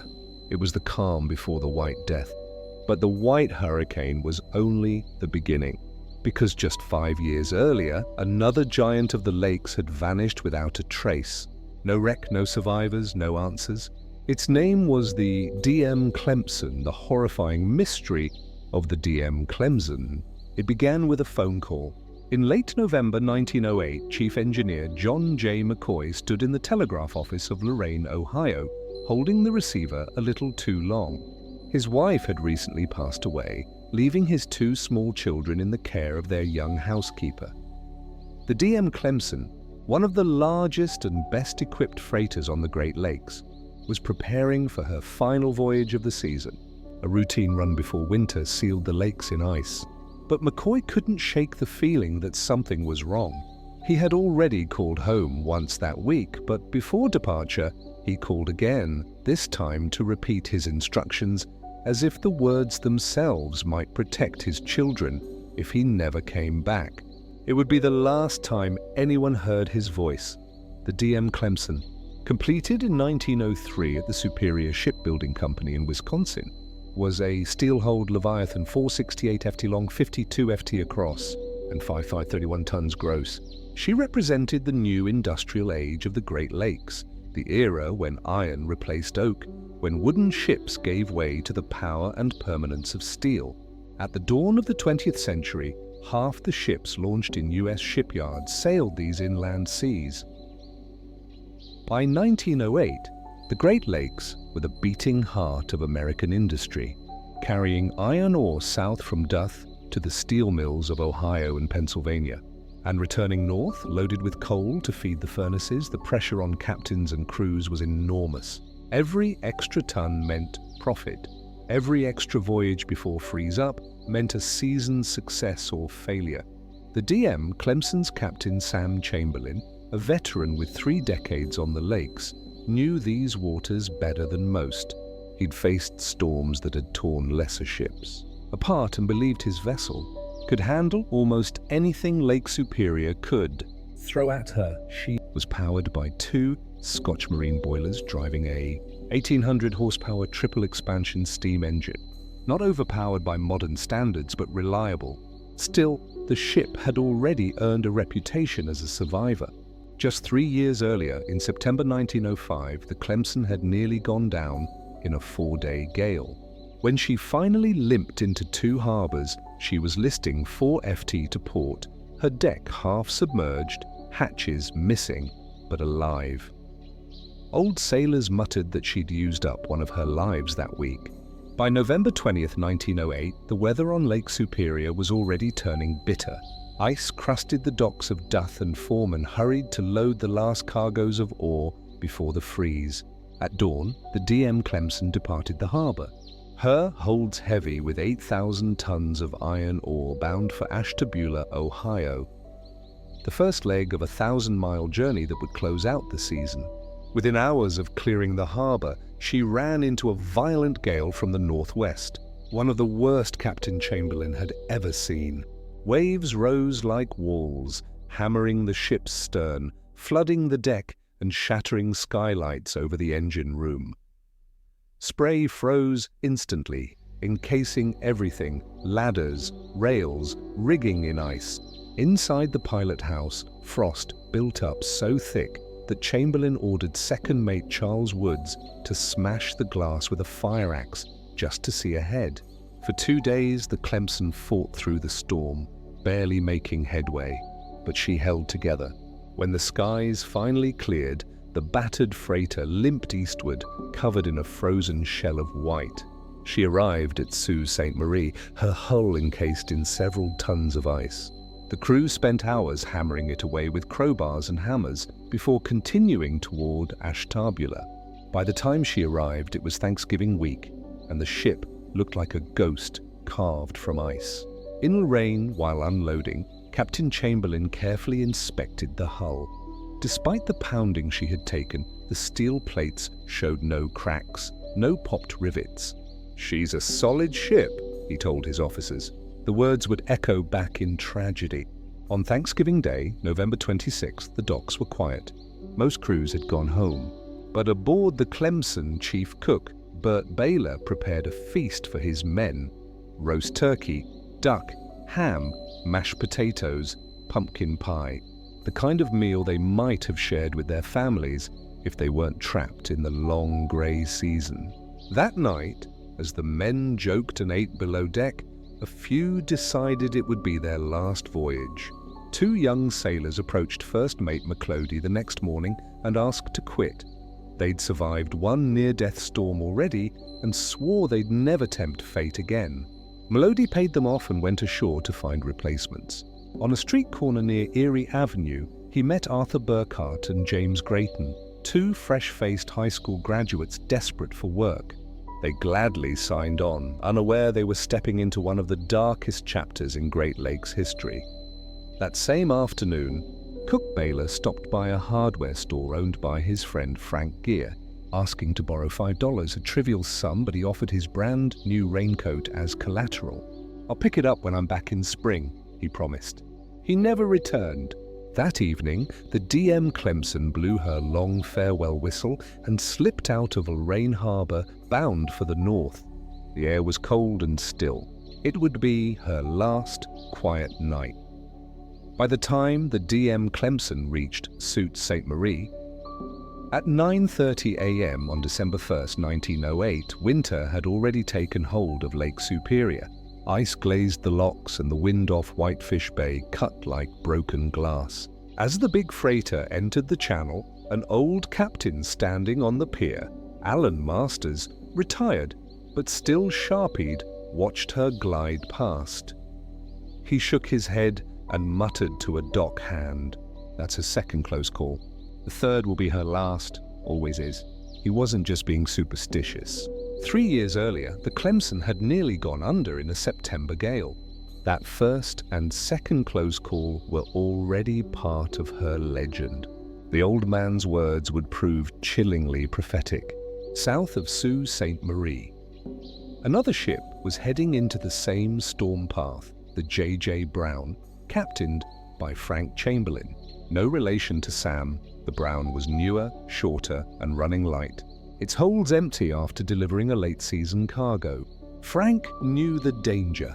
An unloaded freighter rode higher, its propeller half out of the water, with every rise and fall making steering nearly impossible in strong winds. When the barometer began to plummet, Chamberlain had a choice. Hug the south shore of Lake Superior, where rocks lurked just beyond the surf, or swing wide into open water. He chose the north route, longer but safer from grounding. As dusk fell, snow began to sweep across the deck in horizontal sheets. Out of the grey distance, he saw the lights of another freighter diverging southward. The DM Clemson, fully loaded with coal, taking the shorter route along the south shore. That was the last time anyone saw her lights. By midnight, Chamberlain's own ship was being torn apart by the gale. Wind screamed over 70 mpt, waves towering 30 ft above the deck. He ordered the engine stopped. Fighting the storm was useless. For 12 hours, the J.J. Brown drifted powerless, its bow rising and plunging like a cork in the black void. Hatch covers buckled, skylights shattered, and icy water flooded down the companionways. The men took turns hacking at the ice building on deck, to keep the ship from capsizing. When daylight finally broke, the storm was still raging, but the Brown was alive. By the time they limped into Duff, 40 hours behind schedule, every man aboard looked half frozen, his clothes stiff with ice. As soon as they tied up, Captain Frank Chamberlain began asking the question that everyone else would soon echo across the lakes. Has anyone seen the Clemson? No one had. For the next 2 days, the Great Lakes were eerily silent. Telegraph lines were down. Harbors were iced in. Dozens of ships were overdue, but most eventually reported in. The DM Clemson never did. On December 3rd, the steamship Gollet arrived at Sault Ste. Marie from the Canadian side with disturbing news. Its captain reported passing through a stretch of water near Vermilion Point, thick with debris. Splintered timbers, deck planks, pieces of hatch covers, all drifting aimlessly in the freezing grey waves. At first, no one could confirm whose wreckage it was. But as hours passed and the Clemson remained silent, dread began to grow. By December 9th, fragments bearing her name began to surface, literally. A water barrel marked DM Clemson washed ashore. 2 days later, an oiled life preserver was found floating near Vermilion Point, the clasp still fastened as though it had slipped off its wearer's shoulders after he drowned. Then came something far worse. On December 15th, the keeper of Crisp Point Lighthouse spotted a dark shape bobbing in the icy surf. When he and his assistant pulled it towards shore, they realized it was a human body still wearing a life jacket. The corpse slipped free and vanished beneath the water before they could recover it. The next morning, a mail carrier trudging the snow-choked beach found another body 4 Mutiksumi east of Vermilion Point. No identification, just frozen hands locked around a scrap of rope. A third man was discovered days later between Crisp Point and Gran Mary. He was identified as Simon Dunn, the Irish watchman of the Clemson. Finally, the body of second mate Charles Woods washed ashore, the same officer who had once smashed the pilot house windows with a fire axe to keep the ship from going blind in the storm of '08. After that, the lake gave up no more. All men were gone. Among them were the 2 teenagers, Arthur Burkhart and James Grayton, who had joined the ship less than a week earlier. Their first voyage had also been their last. By December 22nd, the ice on Lake Superior thickened enough to end the search. The rescue service struck the DM Clemson from the active registry. Another name added to the long list of ships claimed by the Great Lakes. But this one left behind more questions than answers. Winter locked down the Great Lakes, sealing the mystery beneath a crust of ice. In harbors from Duth to Ashtabula, sailors gathered in bars and bunkhouses trading rumors about the Clemson. Some swore they had seen her after the storm, ghosting along the fog like a ship that refused to die. Others said she had gone down so fast that not a single flare could be fired. But the truth was colder, quieter. She had simply vanished. By Christmas, hope had turned to mourning. In Lorain, Ohio, Frank Gear still kept his friend's raincoat neatly folded on a shelf. The one Bert Baylor, the ship's cook, had pawned for a $5 loan. Gear meant to hold it until spring when the Clemson would return. It never did. The store would eventually close, but that coat remained untouched, unsold, like a forgotten relic of a man who promised to come back and never did. The official inquiry opened the following spring. Inspectors from the U.S. Steamboat Inspection Service reviewed reports from other vessels, but nothing concrete emerged. There had been no distress call, no wreckage beyond the scattered debris, no hull ever found. In maritime records, the entry beside her name was brutally short, lost with all hands, cause unknown. Over the years, theories multiplied. Some believed the Clemson had broken her back, that stress from earlier groundings had weakened the hull, and one great wave simply snapped her in two. Others blamed loose hatch covers, the same flaw that doomed so many ore carriers of her generation. A single cover giving way could flood a hold in seconds. With her heavy coal cargo, the Clemson would have plunged straight down. Still, others pointed to structural fatigue. The turn-of-the-century steel boom had produced ships faster than metallurgy could keep up. Thin plates and overstressed rivets were common, especially after repeated collisions or grounding. The Clemson had suffered both. In 1908 alone, she'd struck a pier in Ashtabula, split 10 hull plates, and cracked a ballast tank, all patched good enough to finish the season. Good enough might not have been enough, but even these explanations felt incomplete. The lake had devoured plenty of ships, yet none so completely. Not a section of hull, not a single piece of machinery.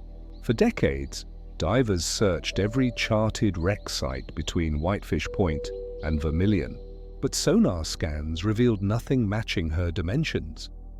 In 2007, hope flared again when the Great Lakes Shipwreck Historical Society announced a discovery near Chris Point, a large steel freighter resting upright, 500 ft long, exactly where the Clemson was last seen. But when ROV cameras descended, the nameplate told a different story.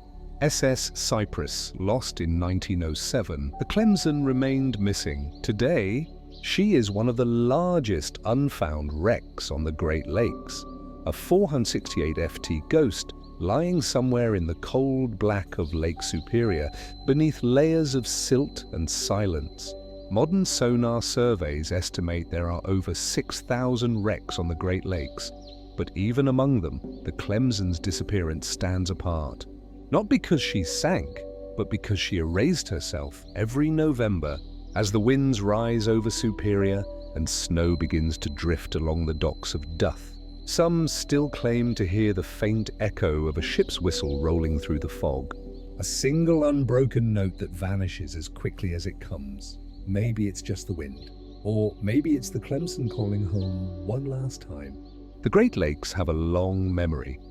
For every ship that vanished beneath their cold iron waters, another would soon follow. As if the lakes themselves demanded balance. 5 years after the DM Clemson disappeared without a trace, Lake Superior came for another. And this time, it wasn't a giant steel freighter that fell, but a small, overloaded ship whose captain knew she was doomed the moment he left the harbor. Her name was the Benjamin Noble. Benjamin Noble. April 1914 was supposed to be a quiet beginning. The Great Lakes were thawing after a mild winter. The air was crisp and ship owners whispered that this season might finally bring some relief after months of idle docks and rusting hulls. But even before the first week ended, captains across the lakes could feel that something was wrong. The economy was sinking fast. The US was in recession and steel orders were drying up. Hundreds of sailors were out of work. Even the mighty, or freighters, the Morals, the McGeeans, the Hannah, sat silent at their docks, waiting for freight that might never come. The shipyards in Cleveland and Lorraine had nothing to build but debt. For small freighters, however, the chaos meant opportunity. Where the big ships couldn't justify sailing half empty, the smaller workhorses could still move whatever was left. Lumber, pulp, scrap iron, steel rails. And that's where the Benjamin Noble came in. She was no Leviathan, just 239 ft long, a compact steel freighter built in 1909 by the Detroit Shipbuilding Company. She was originally designed for the Capital Transportation Company, built to slip through the narrow canals of the St. Lawrence Seaway and to carry heavy, awkward cargo that other ships avoided. Steel rails, coiled cable, machinery parts, stone, coal, even whiskey barrels when the money was good. On paper, she was rated for 3,000 tons of cargo powered by a single triple expansion steam engine pushing out 800 horsepower. In practice, she was known for one thing: she rode low. Her deck sat close to the water even when half-loaded, and sailors who worked her called her the swimmer. But in 1914, work was work, and the Benjamin Noble had it. Her new captain, John "Johnny" Eisenhard, only 31, was among the youngest masters on the lakes. His story read like a premonition. Years before, as first mate aboard another freighter, he had been the sole survivor of a wreck near the Manitou Islands. Found clinging to a lifeboat at dawn, half frozen, he had refused to quit sailing. Death had brushed his shoulder once, but he'd kept walking. By April 16th, Eisenhart had his first command. The Benjamin Noble docked at Conotay, Ohio, where an endless line of rail cars waited on the pier, each loaded with brand new rails from Cambria Steel Company, destined for the booming mining town of Two Harbors, Minnesota, on the western edge of Lake Superior. When Eisenhart saw the cargo, he frowned. "That's enough for 2 voyages," he muttered. But the owners pressed him. "Get it there fast. The season's already thin." He didn't argue, not because he didn't see the danger, but because he couldn't afford to. There were dozens of captains waiting for a chance to take his chair. Loading began immediately. Each steel rail, 40 ft long, hundreds of pounds, was laid down in neat layers, separated by wood beams to prevent shifting. The process was slow, backbreaking. By the 3rd day, the Benjamin Noble was sinking lower into the harbor, the waterline creeping up her hull. Her normal draft was 17 ft. By April 21st, she was sitting at nearly 19. On the pier, dock workers whispered. One pointed at the hull and said, "She's too deep. Won't make it to Duff." The foreman told the captain to unload a few cars. Eisenhart shook his head and smiled thinly. "She'll be fine," he said. "I'll hug the shore." Someone snapped a photograph. The Noble sitting dangerously low in the water, her deck barely 4 feet above the lake's surface. It would later become one of the most chilling images in Great Lakes history. The next morning, April 22nd, 1914, the Benjamin Noble blew her whistle, cast off, and began her long, heavy crawl westward across Lake Erie. For the first few days, she moved steadily, though slower than usual under her enormous weight. The crew joked about how the rails seemed to drag the ship down.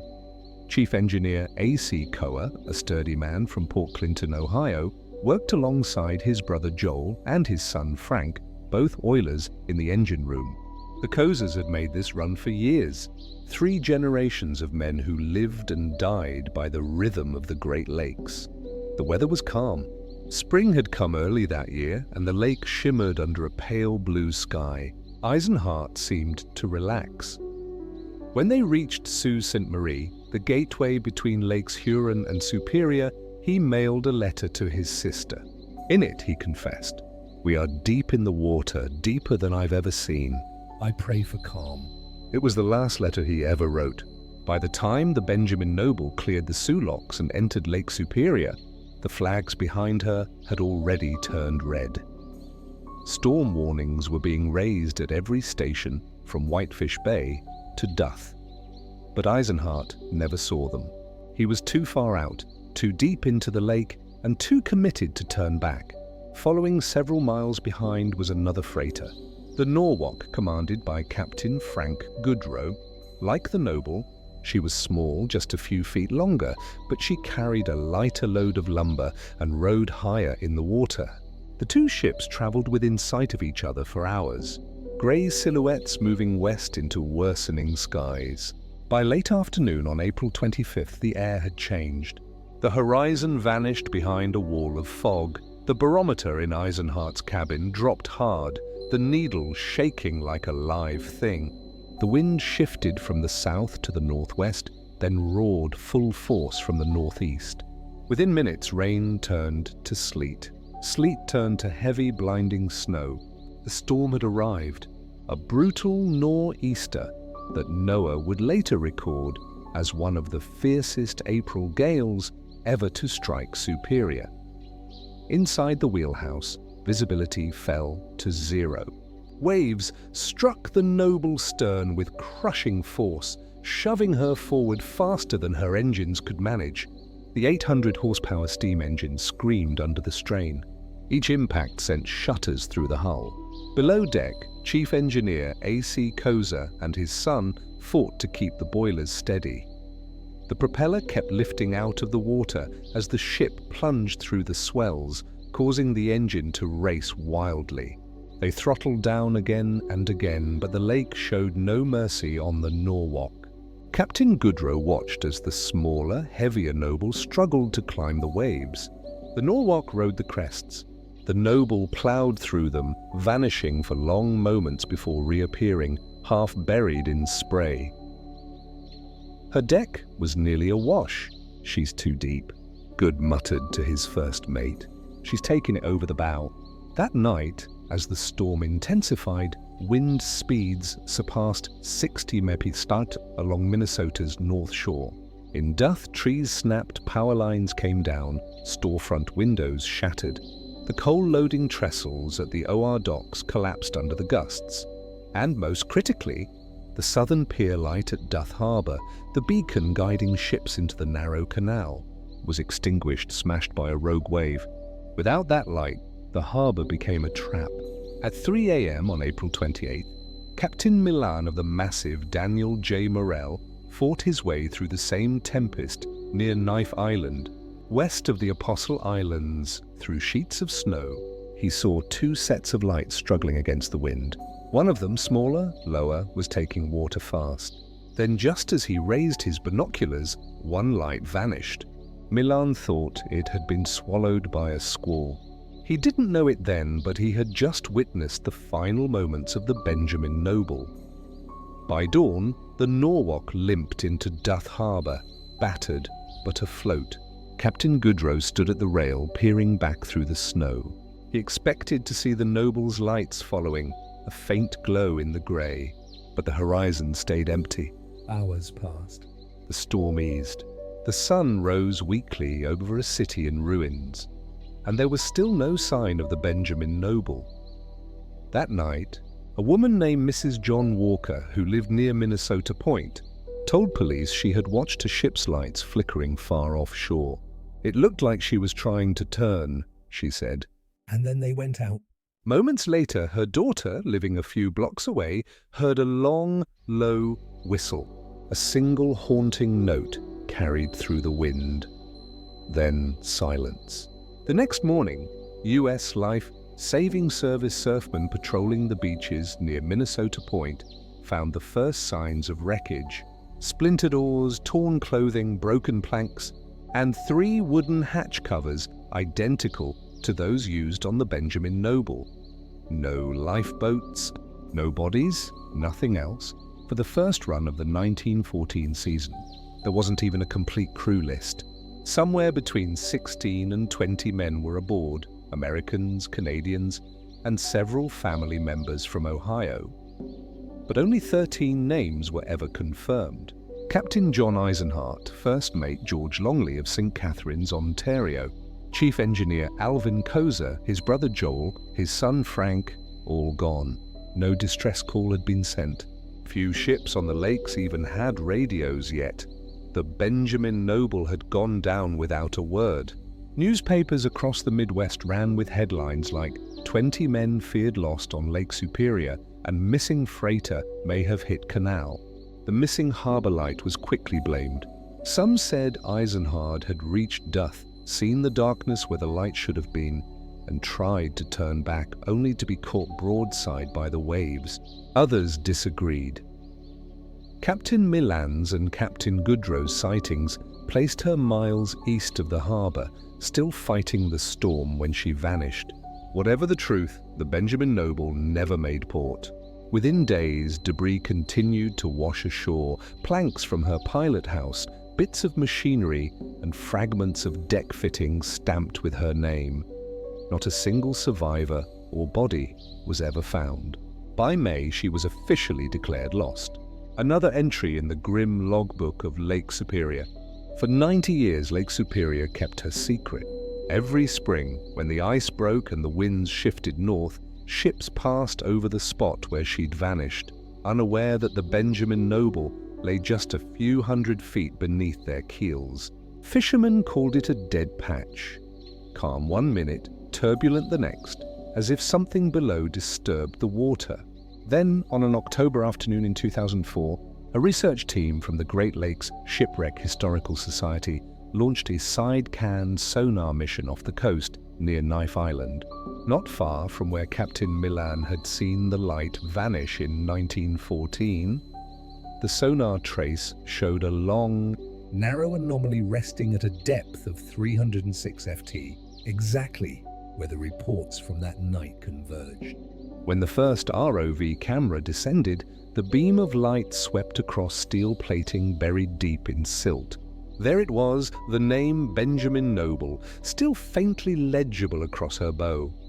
She had gone down bow first at full speed.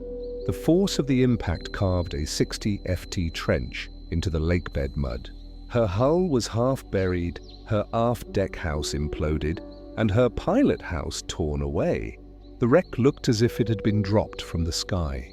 The analysis that followed painted a brutal picture. Her cargo hatches were still clamped shut, meaning she hadn't broken apart on the surface. She'd gone under whole. The stern damage suggested that she'd taken a massive wave from behind, probably when trying to turn back towards shore. The low freeboard that made her efficient in calm water had become her executioner. Once the waves began washing over her deck, the water had nowhere to go. She sank in under 2 minutes. Divers found no evidence of collision or fire. Everything pointed to one cause: overloading.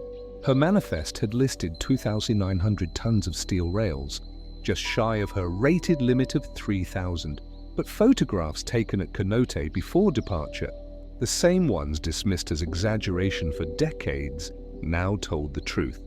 She was far below her safe load line. On paper, she might have been fine. In practice, she had been pushed past the edge. The Noble's wreck became a kind of underwater time capsule, the last image of an industry that often chose profit over safety. Records from the Capital Transportation Company showed how desperate 1914 had been. The rail business was collapsing, and each shipment mattered. Eisenhardt's superiors had insisted he carry every possible ton. He obeyed because saying no meant losing his command and his livelihood. When investigators re-examined the archives, they found something else. A letter, postmarked April 25, 1914, mailed from Sault Ste. Marie just before she entered Superior. It was addressed to Eisenhardt's sister. "We are deep in the water, deeper than I've ever seen. I am uneasy. If anything should happen, remember me kindly. I will write again from Duth." He never did.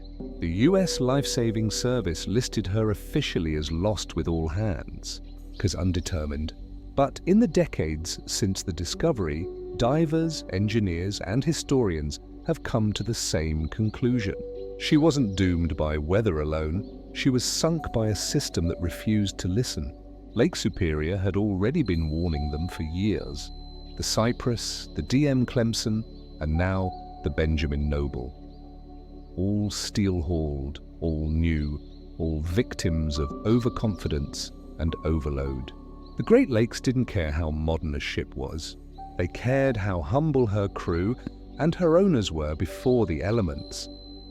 After 2004, the wreck site was declared a protected grave. The debris field covers roughly an acre. Scattered rails, twisted metal, fragments of the pilot house. The engine still rests upright, half buried in the silt, as though waiting for steam that will never come. No human remains were ever found. Not a single boot, belt buckle, or bone. The lake took everything, even the memory of their faces. Yet one relic remains above water. A single black and white photograph taken at Kono, Ohio on April 22, 1914. The Benjamin Noble sits low in the harbor, heavy with steel, her reflection trembling in the water. On the pier, dock hands stand watching, hands in pockets, unaware that they are witnessing the ship's final departure. Somewhere in that crowd, a man murmured, "She'll never make it to Duth," and he was right. For almost a century, the Benjamin Noble was just a name on a missing ship list, another casualty of the Great Lakes' cold indifference. But the truth, when finally uncovered, wasn't supernatural or mysterious. It was painfully human. A captain too proud to turn back, owners too greedy to stop, and a lake too vast to forgive. The storm that killed her passed in less than 2 days. The silence that followed has lasted more than 100 years. The Benjamin Noble had vanished into the depths of Lake Superior, a story buried in silence for 90 years. But less than a decade before her disappearance, another ship met her end in almost the same waters, not far from Duth and in full view of 10,000 horrified onlookers. It was the night the lake itself turned against the living. This is the story of the Mataafa Storm. In the early morning hours of November 29, 1905, Captain Richard Humble found himself trapped inside a waking nightmare. Only hours earlier, his freighter, the Mataafa, had left the harbour at Duth, confident she could beat the weather. Now, just a few hundred feet from safety, she was broken in half, bearing the full rage of one of the worst storms ever to strike the Great Lakes. Through the darkness, the wind screamed at 60 miles an hour, tearing through broken windows and twisted steel. The ship's hull groaned as if alive, a wounded animal bracing for its last breath. Onshore, bonfires burned along Minnesota Point, faint orange dots in the storm's grey mouth. 10,000 people stood in silence, watching a ship die in real time. The temperature plummeted, spray turned to ice, sealing doors shut, and coating every surface in a white crust so thick that the men had to smash through it just to move. Captain Humble looked toward the stern, where 9 of his men were trapped in the half of the ship that had broken away. Their voices, the desperate cries that had carried through the wind hours before, were gone now. Inside the forward deck house, fireman Harry Larson sat slumped against the wall, eyes half closed. Humble shook him hard. "Stay awake, boy. Don't you dare fall asleep." In weather like this, sleep meant death. To keep his men alive, the captain ordered everyone to their feet. In the flickering glow from the shoreline bonfires, the crew began to sway and stomp, moving side to side in a strange slow-motion dance. A desperate attempt to keep their blood flowing while the blizzard howled outside. But to understand how they got there, we have to step back just 2 days earlier to a moment when nothing seemed wrong at all. It was Sunday, November 26th, and Duth was quiet. The ore docks stood frozen in mist, the last few ships of the season idling in port, waiting for a break in the weather. For nearly a week, storms had hammered the western end of Lake Superior, grounding dozens of vessels and delaying hundreds of tons of cargo. Each idle day meant thousands of dollars lost, and by late November, patience had run thin. 32-year-old Captain Richard Humble was under pressure to make one final run before the season closed. He was young, ambitious, and already had 6 years of command experience on the lakes, a rare feat in an industry that usually demanded decades before granting a captaincy. His crew trusted him, and by all accounts, he was calm, steady, and deeply loyal to his men. His ship, the SS Mataafa, was just 6 years old. Built in 1899 by the Cleveland Shipbuilding Company, she had started life as the SS Pennsylvania before being renamed after a Samoan chief, a nod to America's growing sense of maritime power. At 430 ft long with a beam of 50 ft, she was a true modern steel freighter, capable of hauling nearly 8,500 tons of ore across the Great Lakes. Her twin Scotch marine boilers fed a single and 200 horsepower triple expansion steam engine. Modest for her size, but efficient. Yet her design carried one fatal flaw. Unlike later freighters with raised stern deck houses, the Mataafa's galley and engine room crew lived inside the hull in what sailors grimly called a submarine stern. It kept the ship's profile low and aerodynamic, but in a storm it trapped the crew below the waterline. The forward and aft sections were separated by open cargo holds nearly 250 ft long. There was no interior passage between them. The only way to cross was to walk the open spar deck, exposed to whatever the lake had to give. The Pittsburgh Steamship Company, which owned her, preached safety, but every sailor on the lakes knew the unspoken truth. Captains who brought in more cargo before freeze up were rewarded, and those who played it safe were replaced. That unrelenting pressure to make one last run before the season closed had claimed ships before. It would claim many more after that Monday morning. Storm flags were already flying over Duth Harbour. The Weather Bureau's telegrams warned of gale conditions likely. But in 1905, forecasting was primitive. Radios were still rare. Captains relied on barometers and instinct. And that morning, Humble's barometer showed only a slow fall. He believed the storm had already passed, leaving a brief window of calm. At 3:30 p.m., November 27th, the Marta blew her whistle and departed Duth with 8,000 tons of iron ore bound for Cleveland. Her 24-man crew waved to families along the shore, their breath visible in the freezing air. Behind her, she towed a 366 FT barge, the James Nasmyth. By sunset, the lake had already turned against them. As they cleared Minnesota Point, the wind swung east and began to build. By nightfall, the barometer had dropped like a stone. First mate Wally Brown reported pressure, falling faster than I've ever seen.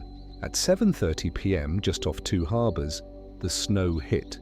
Not flakes, but walls of white that erased the horizon. By 2 a.m., waves were crashing over the deck from both sides, flooding hatches, freezing instantly as they spread. The ship rolled, shuddered, and creaked under the weight of ice. For hours, the crew fought to keep her upright. Buckets of hot water were poured over frozen gear.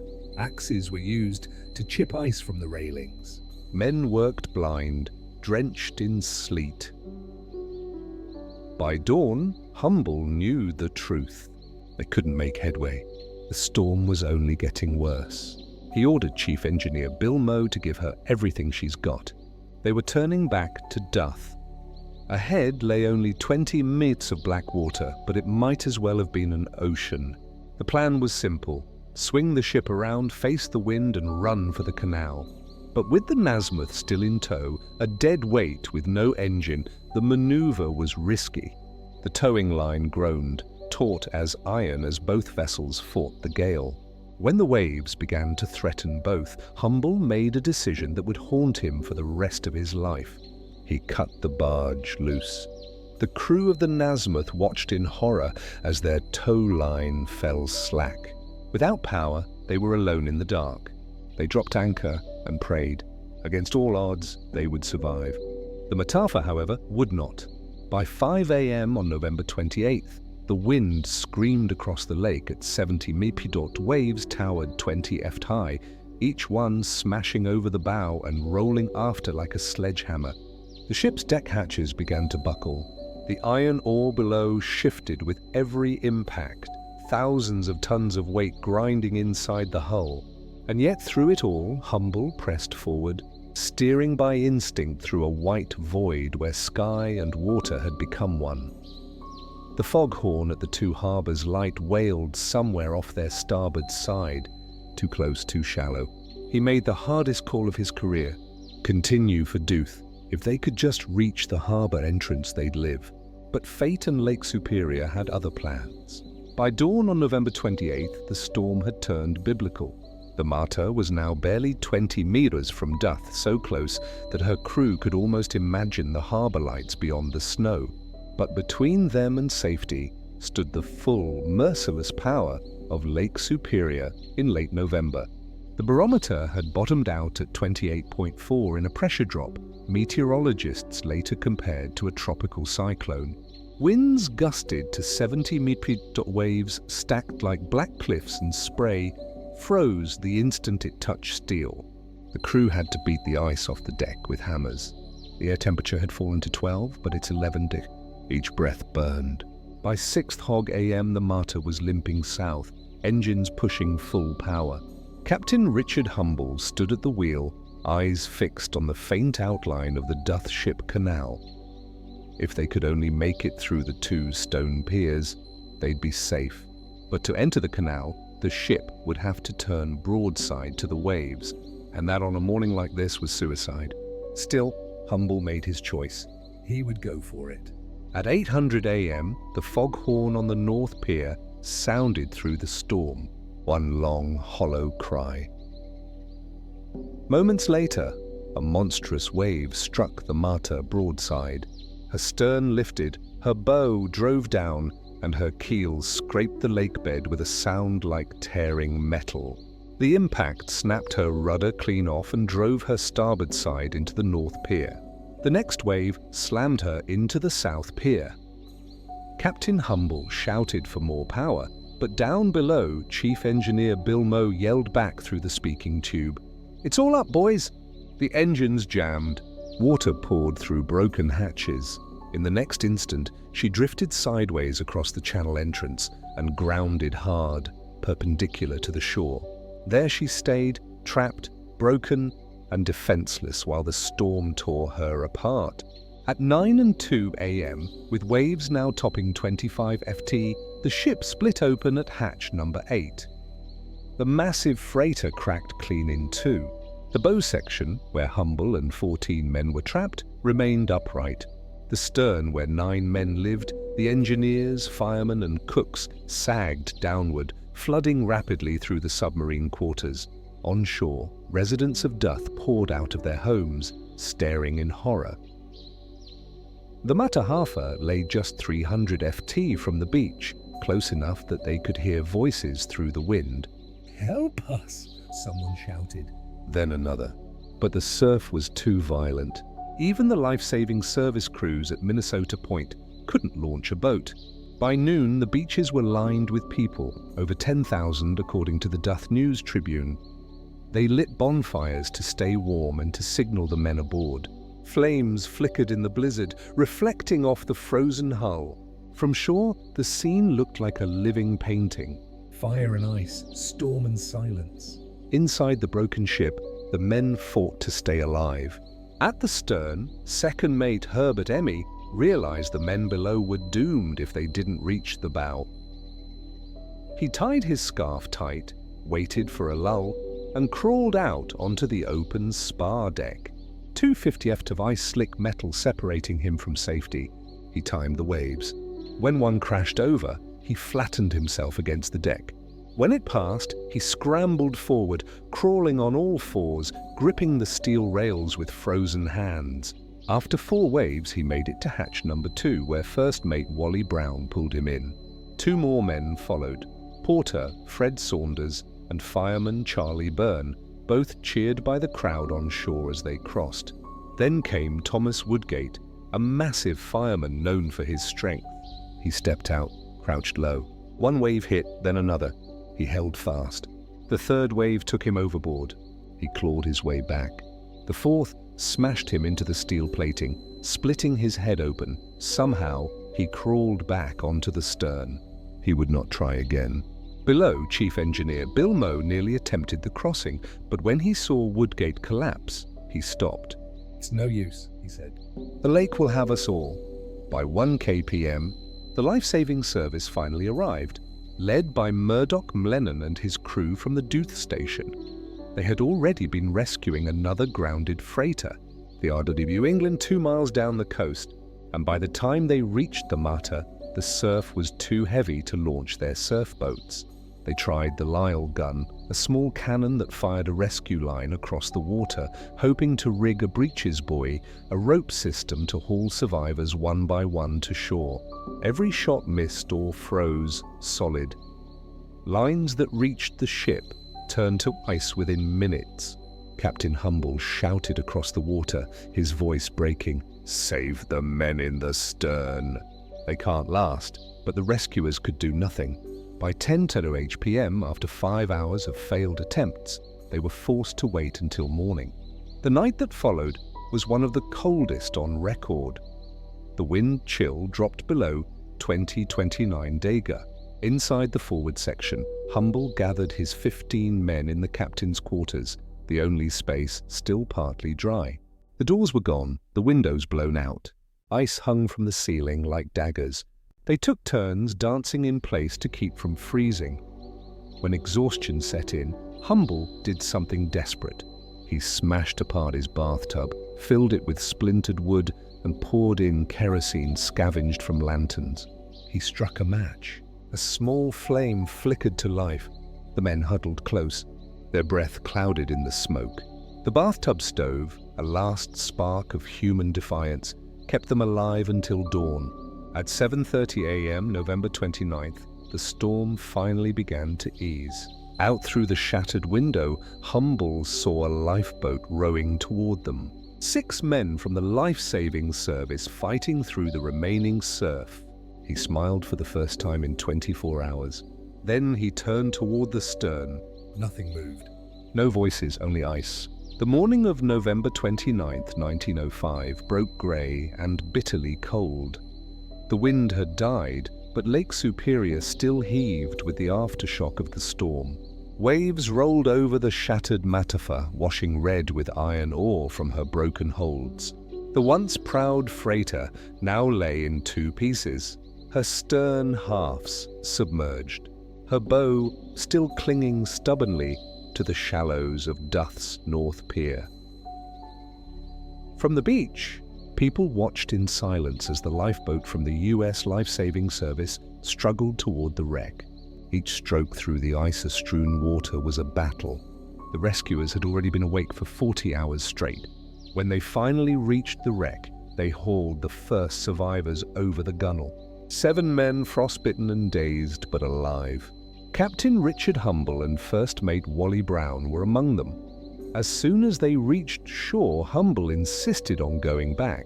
He and Brown crawled the 250-foot ice bridge one last time, heading toward the stern. What they found would haunt them for the rest of their lives. On the port side, under a mound of snow and frozen spray, lay the first body, deckhand Thomas Mloud, huddled against a ventilator. His hands were clenched tight, as if he had died still fighting for air. Nearby lay fireman Thomas Woodgate, the man who had tried to cross the night before. His head wound had frozen solid. They found engineer Bill Moe next, his face half buried in ice, and steward Henry Wright lying close beside him. Others were gone, swept away or buried beneath the wreck. Oiler William Gilchrist, second engineer C.A. Finger, and third engineer James Early were never found. 9 men in total had died, all trapped in the aft section when the hulls split. Their bodies were frozen so solid that rescuers later had to chisel them free. By afternoon, Duth's shoreline had turned into an open-air morgue. Newspapers described the scene as a floating tomb visible from every window of the city.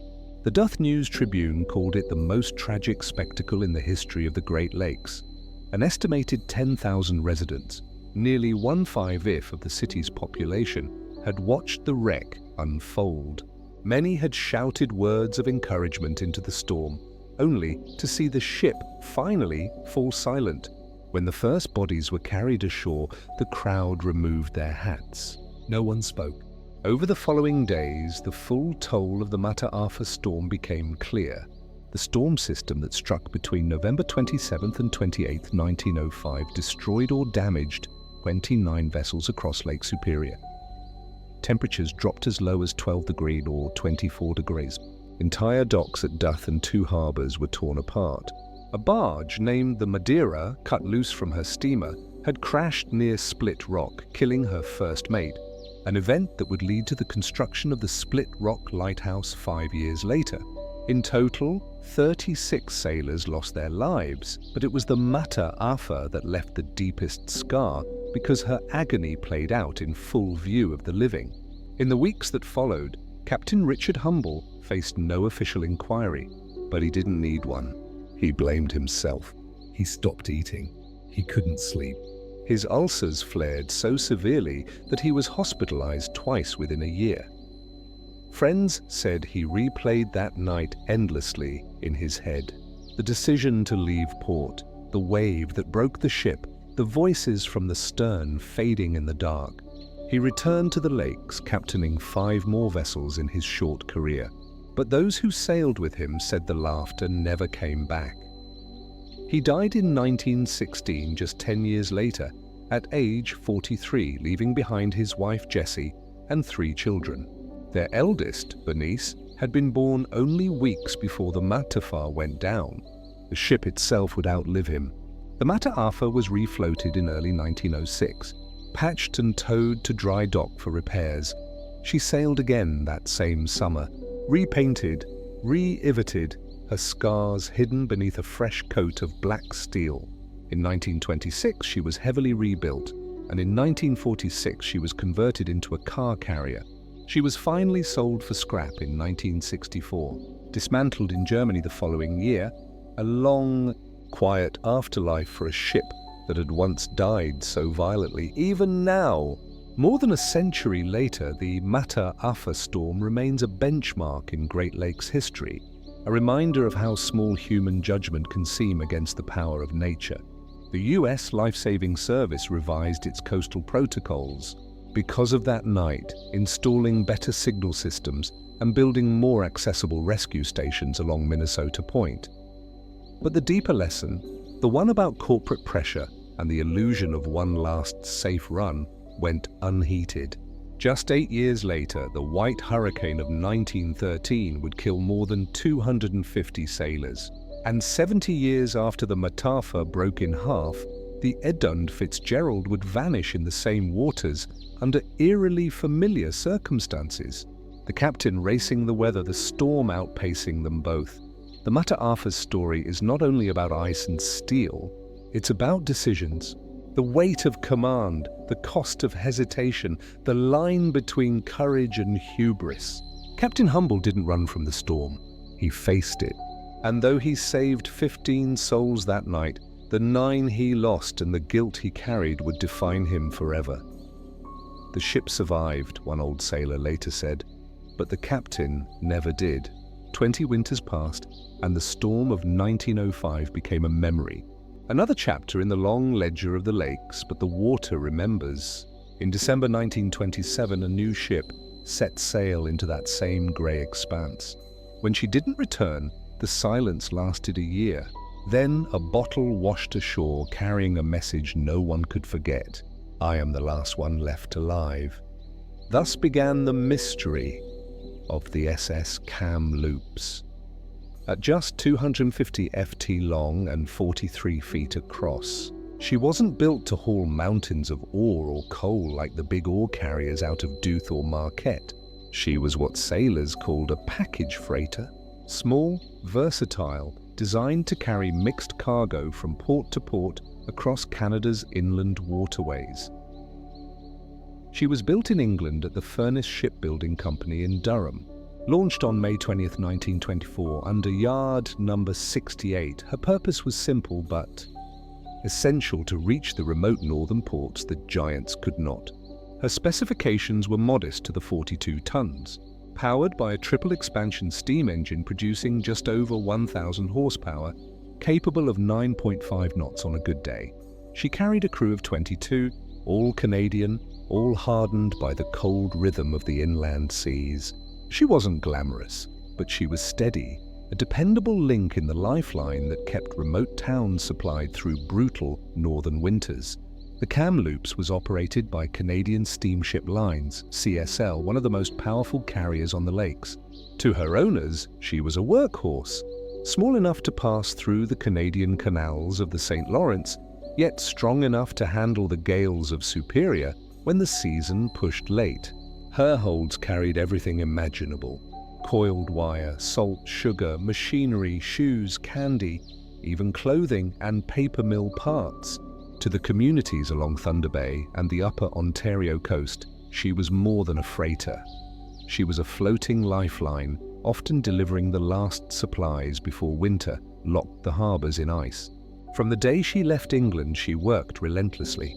After her sea trials on July 5, 1924, she sailed to Denmark to pick up her first cargo, then crossed the Atlantic to Montreal. Entering the Great Lakes through the canals she was built to navigate. From there, she joined the inland circuit, hauling goods between Montreal, Port Colborne, and Thunder Bay. The rhythm of the lakes shaping her life and her crews, she quickly earned a reputation for endurance. In 1924, she was the last vessel of the season to pass. Through the sweet Ste. Marie Canal, when ice had already begun forming along the lock, sailors joke that she was the last one out and the first one back, because every spring, when most ships were still thawing in dry dock, Kamloops was already moving. But her company's confidence and ambition pushed her further each year.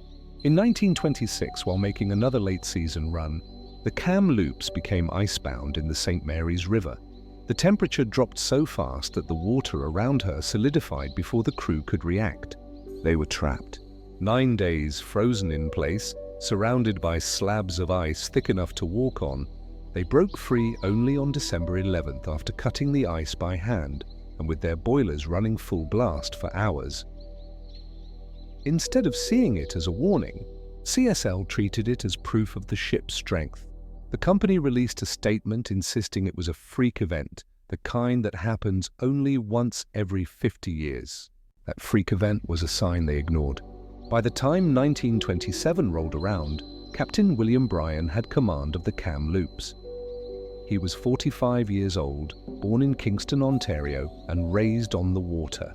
His father had been a sailor before him, and by the time William was 24, he had already made a name for himself as a steady hand and a fair leader. Over the next 2 decades, he worked his way up through the fleets of the Kenora and the Seguin, earning his first captaincy on the Kamloops. Bryan wasn't a daredevil. He was methodical, cautious, a man who understood the moods of the lakes. His crew respected him for it. Many of them had sailed with him for years. They called him Cap with affection, not fear. On the Kamloops, morale was high and camaraderie was real. The kind that only comes from long nights in tight quarters, from laughter shared over tin mugs of coffee in the galley while snow battered the deck above. But life aboard a late-season freighter was never easy. The Kamloops was small. Her gallon cabins were cramped, her boiler heat unpredictable, and in heavy seas she rolled more than the bigger ships. Her crew slept in narrow bunks that creaked with every wave. They patched leaks themselves, and when frost froze the ropes solid, they thawed them with bare hands. Still, the pay was good, and for sailors on the lakes, that mattered more than comfort. As autumn gave way to winter, Captain Bryan knew one truth better than most. The last voyage of the season was always the most dangerous, but it was also the most profitable. Ship owners rewarded captains who made one more run. Each successful delivery before the freeze meant more bonuses, better contracts, maybe even a promotion next year. So on December 1st, 1927, when the Kamloops was loaded at Port Colborne, Ontario, with her usual mix of goods, coiled wire, salt candy, shoes, machinery parts, and word spread of a cold front forming in northern Canada, Captain Bryan hesitated only briefly. The weather reports were vague. The storm might come or it might pass north. He knew the risk. He'd seen what Lake Superior could do. But every delay cost money, and every captain on the lakes was thinking the same thing. Bryan ordered full steam ahead. They would sail west through Erie, then Huron, then up through the Sault Ste. Marie locks, and from there across Lake Superior to their destination at Port Arthur, Ontario. The Kamloops left Port Colborne that afternoon, her black hull cutting clean through the calm grey water. No one on board, not Captain Bryan, not his 21 crewmates, not the young assistant stewardess Alice Bettridge, could have imagined that this would be their final voyage. In less than a week they would vanish without a trace. By December of 1927, winter had already begun its slow descent over the Great Lakes. The air in Port Colborne bit with a cold edge that warned of worse to come. At the docks, Captain William Bryan walked the deck of his small freighter SS Kamloops, inspecting every bolt and hatch before departure. He'd done this dozens of times, but this time his unease was sharper. The load she carried wasn't extraordinary. Coiled wire, salt, candy, shoes, building materials, and machinery parts for the paper mills of Thunder Bay. Yet it was heavy and awkward, and the weather reports that morning were troubling. A cold front was sweeping down from northern Canada, unpredictable and fast moving. The forecast offered little certainty, rough weather possible by midweek. That was the kind of phrase Great Lakes captains hated. It meant something was coming. No one knew what. Still, Captain Bryan knew the economics of his trade. Ships that stayed in port made no money, and captains who hesitated too often didn't stay captains for long. So when the dockmaster asked if he would still make the run, Brian nodded. "We'll stay close to shore until the Sioux," he said. "If it turns ugly, we'll ride it out there." At 12:15 p.m., December 1st, 1927, the Kamloops slipped from the docks, her steam whistle cutting through the thin grey air. She headed westward through Lake Erie, bound for Lake Superior, her last voyage of the year.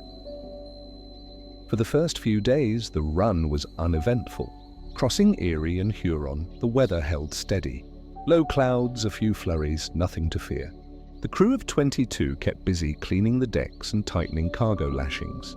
Below, the assistant stewardess, 23-year-old Alice Bettridge, sorted supplies in the galley and wrote letters home. She'd only been with the company for one season, eager to save money for nursing school. On the surface, everything felt calm, but sailors on the lakes know calm rarely lasts. When the Kamloops reached the sweet Ste. Marie locks, she joined a line of freighters waiting to pass into Lake Superior. The barometer began to fall slowly at first, then sharply. Winds picked up from the northwest, driving snow across the deck. A rumor spread among the captains at the Sioux that a deep, cold front was descending from Hudson Bay. The bigger ships debated whether to push through or wait it out in Whitefish Bay, the natural harbor that offered partial protection from the open lake. Captain Brian decided to wait. He dropped anchor near Whitefish Point, joining a handful of other freighters riding out the growing gale. For 2 days, wind and snow lashed the bay, temperatures plummeting to 10 days, 23 days. The ice clung to every surface. The Kamloops groaned under its own frozen weight, but she held steady. To the men aboard, it seemed like the worst had passed. But what they couldn't know was that the real storm, the one that would take them all, was still building farther north. By December 5th, the gale had not relented. Captain Brian paced the pilot house, his breath clouding in the cold air. Every day he waited meant lost profit, delayed schedules, angry owners. Other ships were leaving, including one just ahead of him, the 283 FT Quaddock, bound for Port Arthur. If they could make it, so could he. He glanced again at the falling barometer, then at the men watching him quietly. "Break anchor," he ordered. "We'll make a run for it." The Kamloops boilers roared back to life, and by midday she was underway again, pushing into the open expanse of Lake Superior. At first, the decision seemed justified. The snow eased for a while, the wind dropping to a stiff breeze. From the pilot house, Brian could see the Quadock's running lights several miles ahead. Both ships were now on a northwest course, their destination. Port Arthur, near modern-day Thunder Bay, Ontario. But within hours, the weather changed again. The sky darkened, and the wind screamed out of the north with a vengeance. Temperatures dropped below the 30 degrees thumb 34 deg. The snow returned, not in flakes, but in sheets, driven so hard it stung the skin. The two ships were now sailing blind, their visibility reduced to a few dozen yards. Neither vessel carried a radio. Few did in 1927. That meant no weather updates, no distress calls, and no hope of communication if something went wrong. The Queddock, with a slightly larger hull and a stronger engine, took the lead. The Kamloops, heavily loaded and slower, followed in her wake. Together they battled through the freezing night, their decks sheathing in ice, every wave hammering the hull like a sledge. By nightfall on December 6th, Captain Roy Simpson of the Queddock peered through the storm and realized they were dangerously close to land. "Rocks ahead. His..." Lookout shouted. Simpson grabbed the wheel, turning hard to starboard, just in time. His ship narrowly missed the jagged shoreline of Isle Royale, a maze of reefs and cliffs lurking in the darkness. He leaned out the wheelhouse window, blowing a long blast on his horn, the universal warning signal. Behind him, faint through the storm, he could just make out the lights of the Kamloops. Then, without warning, those lights vanished. Simpson waited, straining his eyes into the white out. Another blast from his horn, no reply. He waited 5 minutes, 10, still nothing. Somewhere behind him, the Kamloops had disappeared into the blizzard. For hours afterward, Simpson fought to keep the quad afloat. When daylight finally broke, his ship limped into safety, battered, ice-covered, but intact. He reported the Kamloops' disappearance immediately, assuming she had found shelter or anchored along Isle Royale's rocky coves. He couldn't have known that she never made it to shore. In the days that followed, storms continued to lash the lake. The Kamloops failed to arrive in Port Arthur. No wireless contact, no wreckage, nothing. Search efforts began on December 12th when the weather finally eased. The Midland Prince, the Islet Prince, and several fishing vessels scoured the icy waters around Isle Royale. But the season was too late, the conditions too brutal. By December 22nd, with ice beginning to lock the shoreline, the search was called off. The Kamloops was officially declared lost with all hands. 22 souls gone into the depths of Lake Superior. For months, the families of the crew could only wonder. Captain Brian's wife received no remains, no wreckage, only a tour telegram from the company. Vessel missing, presumed lost. The families of the young stewards, the engineers, the cooks, all received the same. And then nearly 5 months later, when the spring thaw came to Isle Royale, the lake began to give back what it had taken. A fisherman named David Lind found the first bodies. 2 men still wearing life vests marked Kamloops. Over the next 2 weeks, 6 more bodies washed ashore along with lifeboat fragments, oars, cargo, and a shattered pilot house. One of the bodies was Captain William Bryan. Another was the young assistant stewardess Alice Bettridge. The rest of the crew would remain missing, but the story didn't end there. A year later, a bottle washed up near the Agawa River, carrying a note written in neat, desperate handwriting. I am the last one left alive, freezing and starving to death on Isle Royale in Lake Superior. I just want my mom and dad to know my fate. It was signed Alice Bettridge. Spring came late to Isle Royale in 1928. When the first fishermen returned to the island after the thaw, they found the shoreline littered with branches, driftwood, and something else. On May 26th, fisherman David Lind was pulling his nets near 12 Oars Point, a rugged stretch of rock on the island's northwest coast, when he spotted something tangled in the ice. At first, he thought it was a log, but as he drew closer, the shape became human. 2 bodies lashed together by ice and rope floated just beneath the surface, both wearing life jackets stenciled Kamloops. Lind rowed back to shore as fast as he could. Word spread quickly across the island's small fishing camps.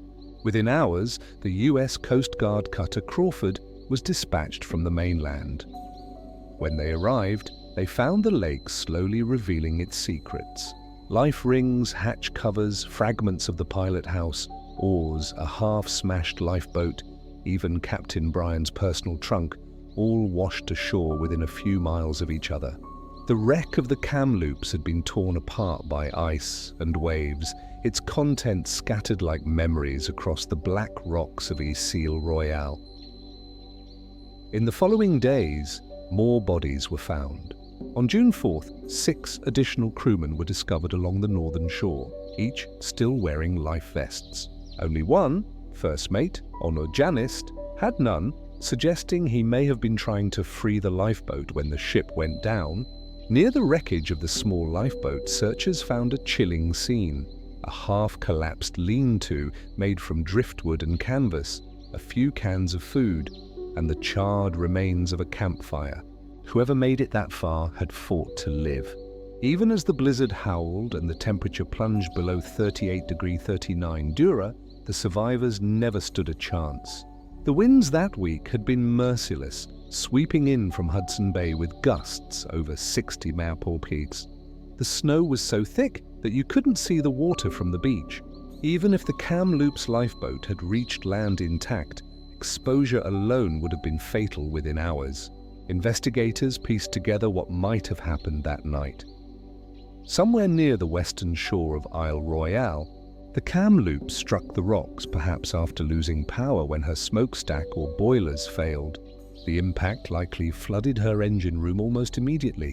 The crew would have had minutes, maybe less, to launch a lifeboat or jump into the freezing water. Those who made it to shore could hear the wind howling through the forest, the ice forming on their soaked clothes. They built a fire, huddled together, waited for morning. Morning never came for them. When the Coast Guard found them months later, their positions told the story of their final moments. Some lay near the fire pit. Others were stretched along the tree line as if they had tried to search for help in the blizzard and simply stopped moving. The Kamloops assistant stewardess Alice Bettridge was not among them. Not yet. Her body would be found later that summer near the same stretch of beach. Identified only by her dental records, she was just 23 years old.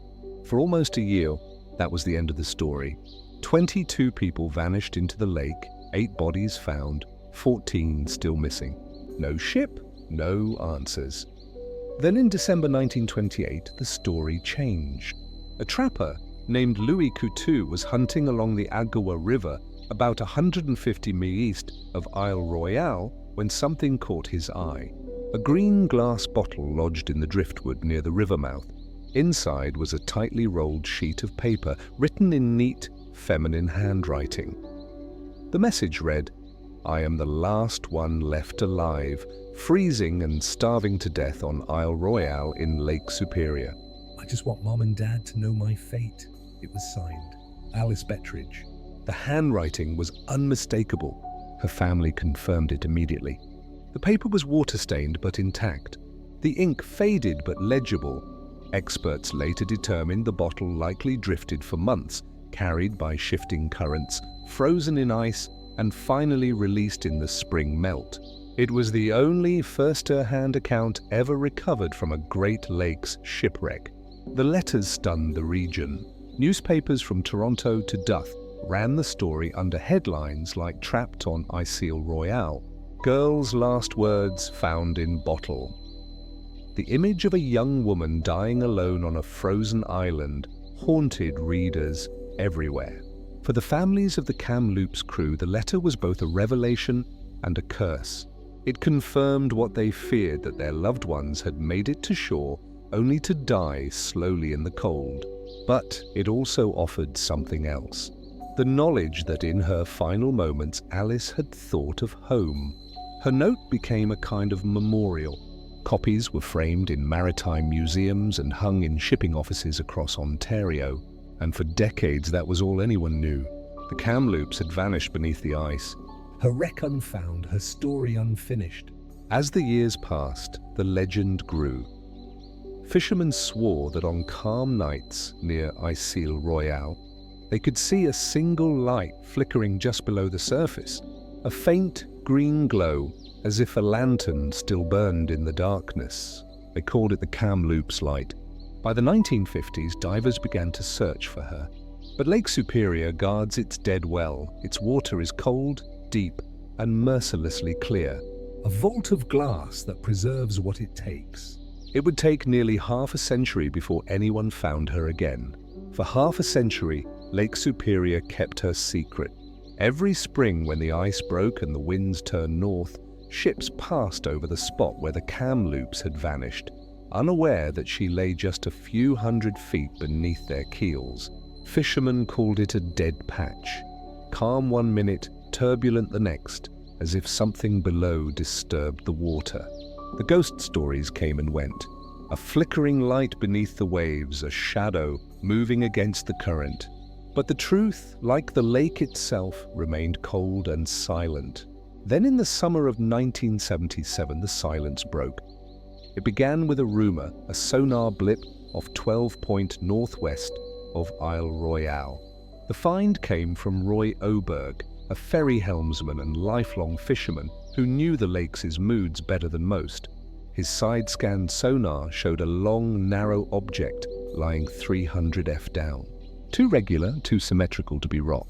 Oberg told a group of local divers, Ken Merriman, Randy Salter, and Ken Engelry men who had spent years exploring Superior's graveyard of ships.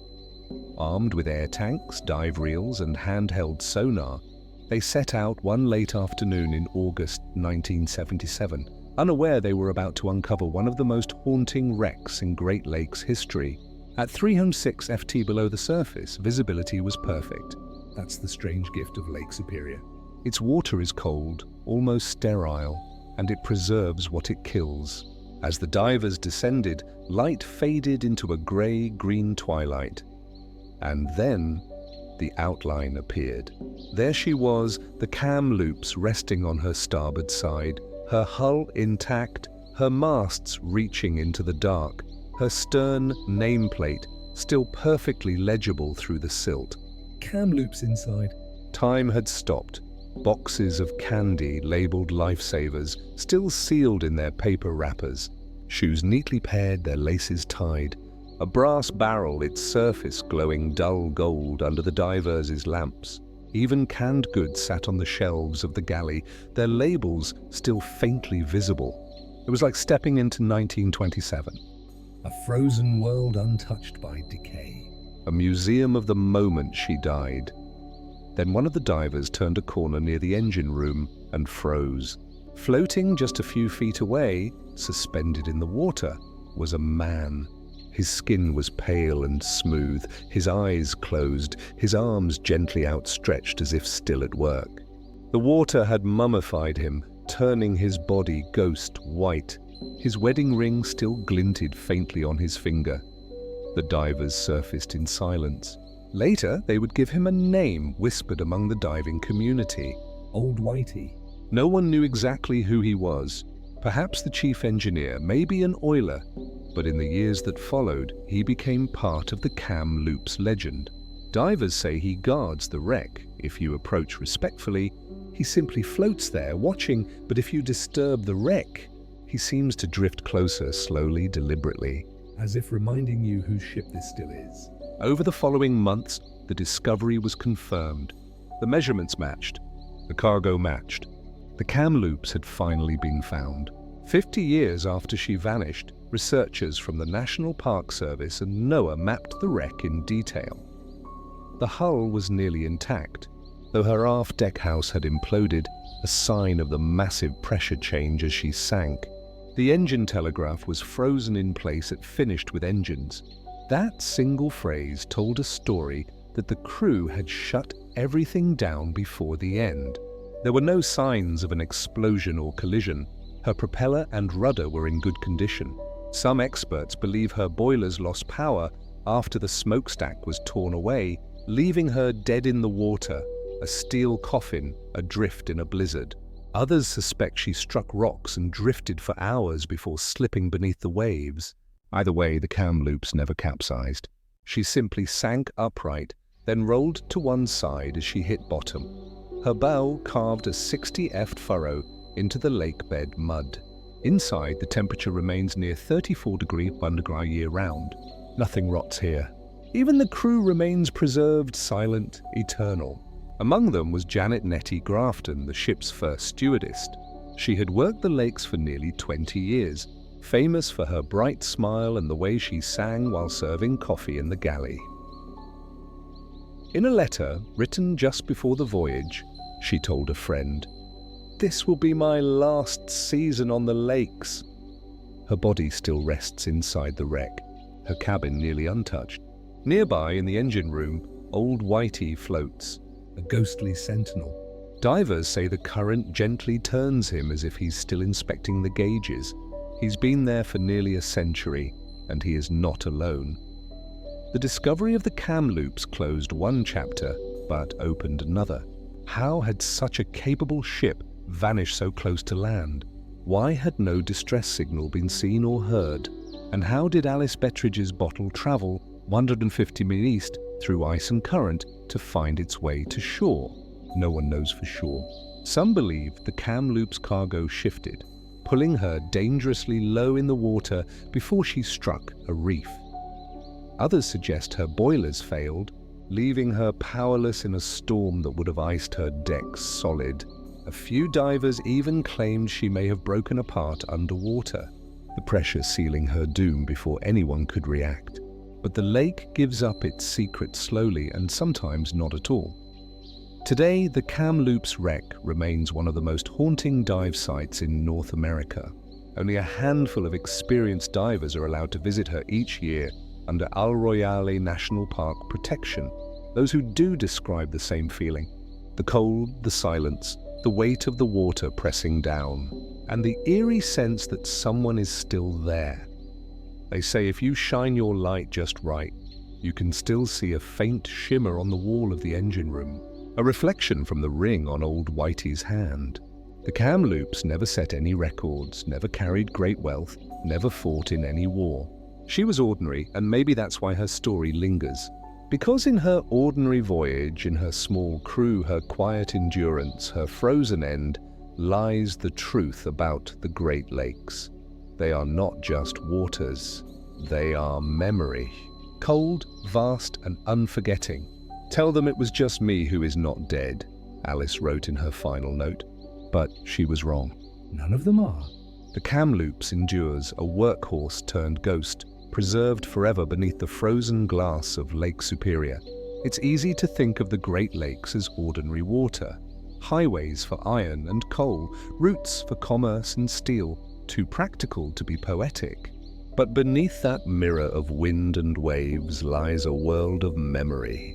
From Chicago's Eastland, capsized in sight of a city that never saw it coming, to the Mataafa, split in two and frozen within reach of shore, to the Charles S. Price and Regina, two ships locked forever in the same storm, each believing the other might still survive, to the DM Clemson, whose captain pressed on into the black mouth of Lake Superior and was never seen again, and the Kamloops, quiet and small, her crew now sleeping 300 F down, preserved in water colder than time. Each story begins the same way with confidence. A captain trusting the weather, a company chasing one last profit before the freeze. And each ends the same way, in silence. When divers descend into those depths today, they find not ruins but rooms. Tables still set, clocks still hanging, boots lined up beneath bunks that have waited a century. The Great Lakes do not destroy, they keep. Steel does not rust quickly in that cold. Flesh does not decay.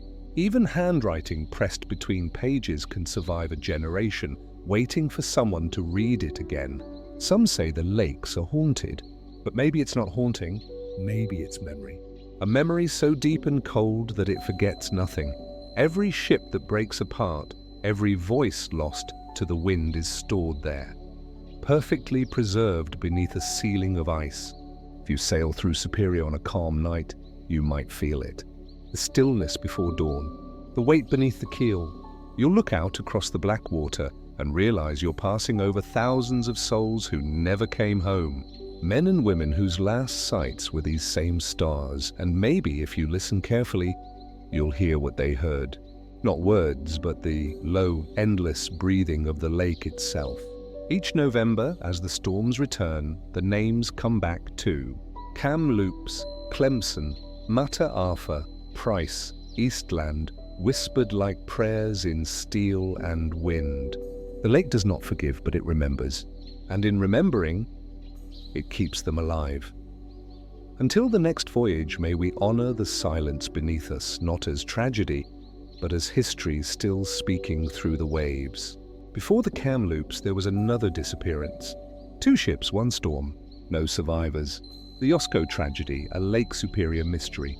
The wind had already howled for 24 hours. The barometer had bottomed out, the horizon erased by rain and foam, and even the gulls had vanished inland. It was Sunday, September 3rd, 1905, and the lightkeeper at Hiron Island Lighthouse was alone against the storm. He had spent the entire day fighting the wind, trimming the flame, keeping the lamp alive. Just after 400 p.m., he looked out from the tower into a wall of grey and saw something moving. At first, it was only a shadow between waves. Then the shape took form, a large wooden schooner struggling against the gale. Her jib and foresail were still set, whipping like torn cloth as she clawed her way east. By 1905, schooners like her were ghosts from another age, almost always towed by a steam freighter, but this one was alone. The lightkeeper could only watch as she fought through the breakers, each swell burying her bow, each crest tearing at her rigging. He saw her rise once more above the foam, then vanished completely, swallowed whole by Lake Superior. There was nothing he could do. He wrote the sighting in his log. One more vessel gone to the storm. That same storm would later be called the Labor Day Gale of 1905, one of the most destructive in Great Lakes history. It struck without warning, born from a violent collision of Arctic and Atlantic air over the upper lakes. Winds reached 70 mph, waves climbed over 30 feet, and barometric pressure fell so sharply that veteran captains later said it made their ears ringing. Among the ships caught in it were two companions. The Yosco, a 312 FT wooden-hulled freighter built in 1891, and the Olive Jeanette, a four-masted schooner she towed behind her. Together they carried iron ore bound for Cleveland, and together they would vanish, taking 26 souls with them. The Yosco was one of the last of her kind, a wooden giant built in the final years before steel took over the lakes. Constructed at the West Bay Shipbuilding Company in Bay City, Michigan, she was part of a small fleet of 6 nearly identical freighters. Built from white oak and reinforced with steel arches and cross-bracing, she represented the height of wooden shipbuilding and the limits of it. Her triple expansion steam engine, built by the Frontier Engine Works of Detroit, drove a single 12T propeller with just over 1,000 horsepower. On calm water, she could manage 11 knots. In heavy seas, her broad wooden hull flexed, strong enough to survive most storms, but not the kind that was forming over Superior that week. The Olive Jeanette was smaller but sturdy, 242 FT long, built in the same Bay City yard only a year earlier. She was named for the daughters of one of her owners. Charles J. Smith and she carried her own strange legacy. Years earlier, she had survived another storm, one that claimed her former tow, the LR Dodie, whose wreck was only found in 2010. That night in 1898, the Dodie and Jeanette had been separated in a 70 mph gale. The Dodie vanished with all 17 men aboard. The Jeanette limped to port alone. Since then, sailors whispered she was cursed. Now in 1905, she was once again paired with one of the Dodd's sister ships, the Yosco. On Thursday, August 31st, final preparations began at Superior, Wisconsin. Dockens worked in near hurricane winds, trimming iron or cargo and sealing hatch covers. Flags snapped straight in the gusts, and waves were already hammering the piers. But delays were expensive. The captains, Nelson Gary on the Yosco and Frank McGreevy on the Olive Jeanette, knew the pressure well. If they waited for perfect weather, they'd never sail. If they pushed through, they might not return. It was a gamble every Great Lakes captain had to make. At noon they departed, the freighter towing the schooner into the open water. Yoso ahead. Olive Jeanette, astern connected by hundreds of feet of tow line cutting through the chop. By nightfall, the wind had built into a full northeaster. The Yosco's engine strained. The tow line stretched to its limit. Spray froze against the rigging. Still they pressed on, heading east along Superior's south shore through Friday, September 1st. They were seen by several ships, battered but upright. Captain Massey of the steel freighter Mullins spotted them about 20 minutes east of Hiron Islands. He later told reporters the pair appeared to be weathering it well. He was wrong.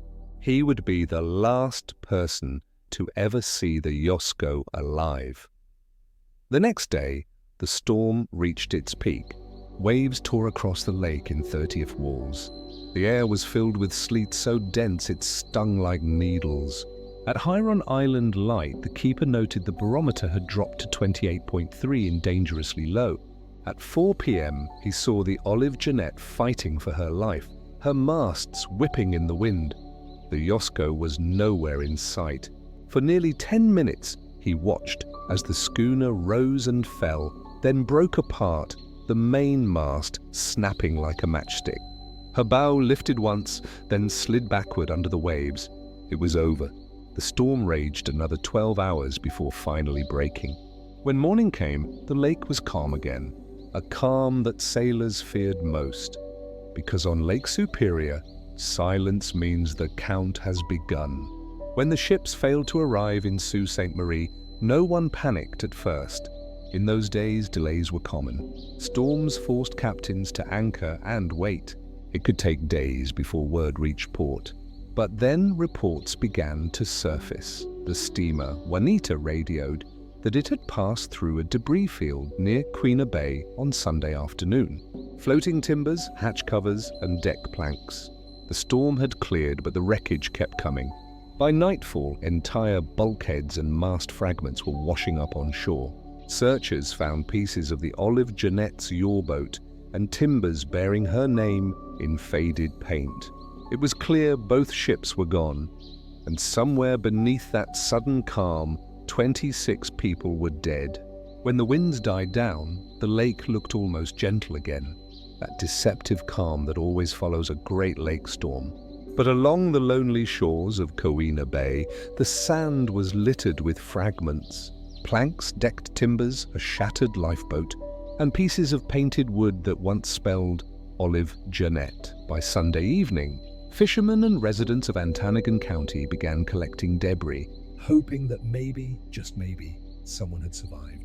but what they found instead were signs of violence. Splintered cabins, bent oars, and a yawboat stove in like a crushed matchbox. The smell of wet pine and coal dust hung heavy in the air. The next morning, word spread fast through Michigan's Upper Peninsula. The schooner, Olive Jeanette, and her tow, the Yosko, had vanished without a trace. 26 men and women gone. Search parties formed almost immediately. Tugs left H-Ton, Eagle Harbor, and Marquette, sweeping the bay with grappling hooks and lanterns. They found cargo hatch covers, sections of bulwarks, and what one man described as the skeleton of a ship. But the real horror began when the body started coming ashore. On Tuesday, September 5th, members of the Huron Mountain Club, an exclusive hunting retreat northwest of Marquette, found the first victims. They were scattered along nearly 2 miles of rugged beach near Kuina Point, tossed between logs and stones by the tide. One club member, identified only as Mr. Hume, later told the Daily Mining Journal, "One of the most horrible sights I ever witnessed was when I found the body of a woman and one of the men Tuesday afternoon. They were about 3/4 of a mile apart. The woman lay beneath a pile of saw logs, her hand clutching a handful of her own hair. Her body was bruised and cut by floating timbers and logs, but the face was calm, recognizable still, though appalling to behold. The woman was believed to be Mrs. W.B. Barnes, the assistant stewardess of the Yosko. Her husband, William Barnes, also served aboard as steward. Neither would ever return home. Nearby, they found a man, perhaps a deckhand or fireman, who had almost made it. He had crawled ashore, leaving a trail of blood across the driftwood before collapsing face down on the sand. Dr. Stockwell, one of the rescuers, said simply, "He reached land alive, but the shock killed him." It was the kind of quiet statement that meant more than any headline. By midweek, 16 bodies had been recovered. Some still wore life preservers. Others were lashed to wreckage, perhaps hoping to be carried closer to shore. Among them was Captain Frank McGreevy of the Olive Jeanette. His body was found tied to a broken spar, his arms wrapped in rope. Whether he bound himself in a desperate attempt to stay afloat or so his body would be found later, no one could say. That single detail, a captain tying himself to his ship's wreckage, haunted newspapers across the Midwest. The Detroit Free Press wrote, perhaps he wanted the world to know he did not abandon her.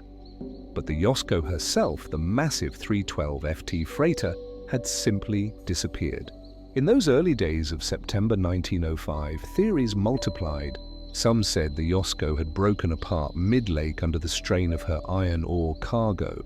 Others believed she had collided with her tow, crushing the smaller schooner before sinking herself. One newspaper suggested that her boilers might have burst from the cold water rushing through the seams. But the more seasoned captains had a simpler theory. She was too heavy. Both ships were loaded deep for late summer, and the gale that struck was one of the fiercest ever recorded so early in the season. If the hatches failed, even one, the weight of the water could have driven her under within minutes. The Yosko was strong for a wooden ship, but she was still a wooden ship, and in Lake Superior that meant she was mortal. For weeks the shoreline continued to give up its dead cabin doors, iron fittings, a cracked compass bowl, even a seaman's chest stamped with the initials NG, possibly Captain Nelson Gary's, but no one ever found the ship herself. Only the Olive Jeanette would reappear decades later. In the 1990s, divers from the Great Lakes Shipwreck Historical Society located her wreck in 300 ft of water, 8 miles off Huron Islands. Her mast still stood, her bow still pointed east, as if she was still trying to reach shelter. Her hull was split cleanly in two. The wreck told its own quiet story. She had fought to the end, but the Yosko remains missing to this day. No sonar sweep, no ROV, no dive expedition has ever located her. It's as if she dissolved into the lake. Her timbers scattered, her iron engine rusted to memory. In Marquette, they still tell the story when the wind rises in September. Old fishermen point toward Coal Bay and say, the lake still groans before dawn. The sound of timber under strain echoing up through the depths. For the Ojibwe who lived on these shores long before any lighthouse was built, the explanation was older and darker. They spoke of Mishipeshu, the underwater panther, half cat, half serpent, covered in copper scales. He was the keeper of the lake's depths, the balance to the thunderbirds in the sky. Those who disrespected him, those who set out without offering tobacco or prayer, would not return. After the Yosko tragedy, some locals said Mishipeshu had simply taken back what was his. 2 ships bound together, swallowed by the deep. Today, the Yosko is still listed as one of Lake Superior's forever lost. No coordinates, no photographs, no closure. Just a name, a date, and 26 people who vanished into a storm that outlived them. Every year, the waves still crash against the cliffs at Agawa Rock, where ancient pictographs of the underwater panther stare out toward the horizon. They are 300, maybe 400 years old. They predate every ship, every lighthouse, every name on the Great Lakes charts, but they tell the same story. A story of respect and of what happens when it is forgotten. The lake gives and the lake takes.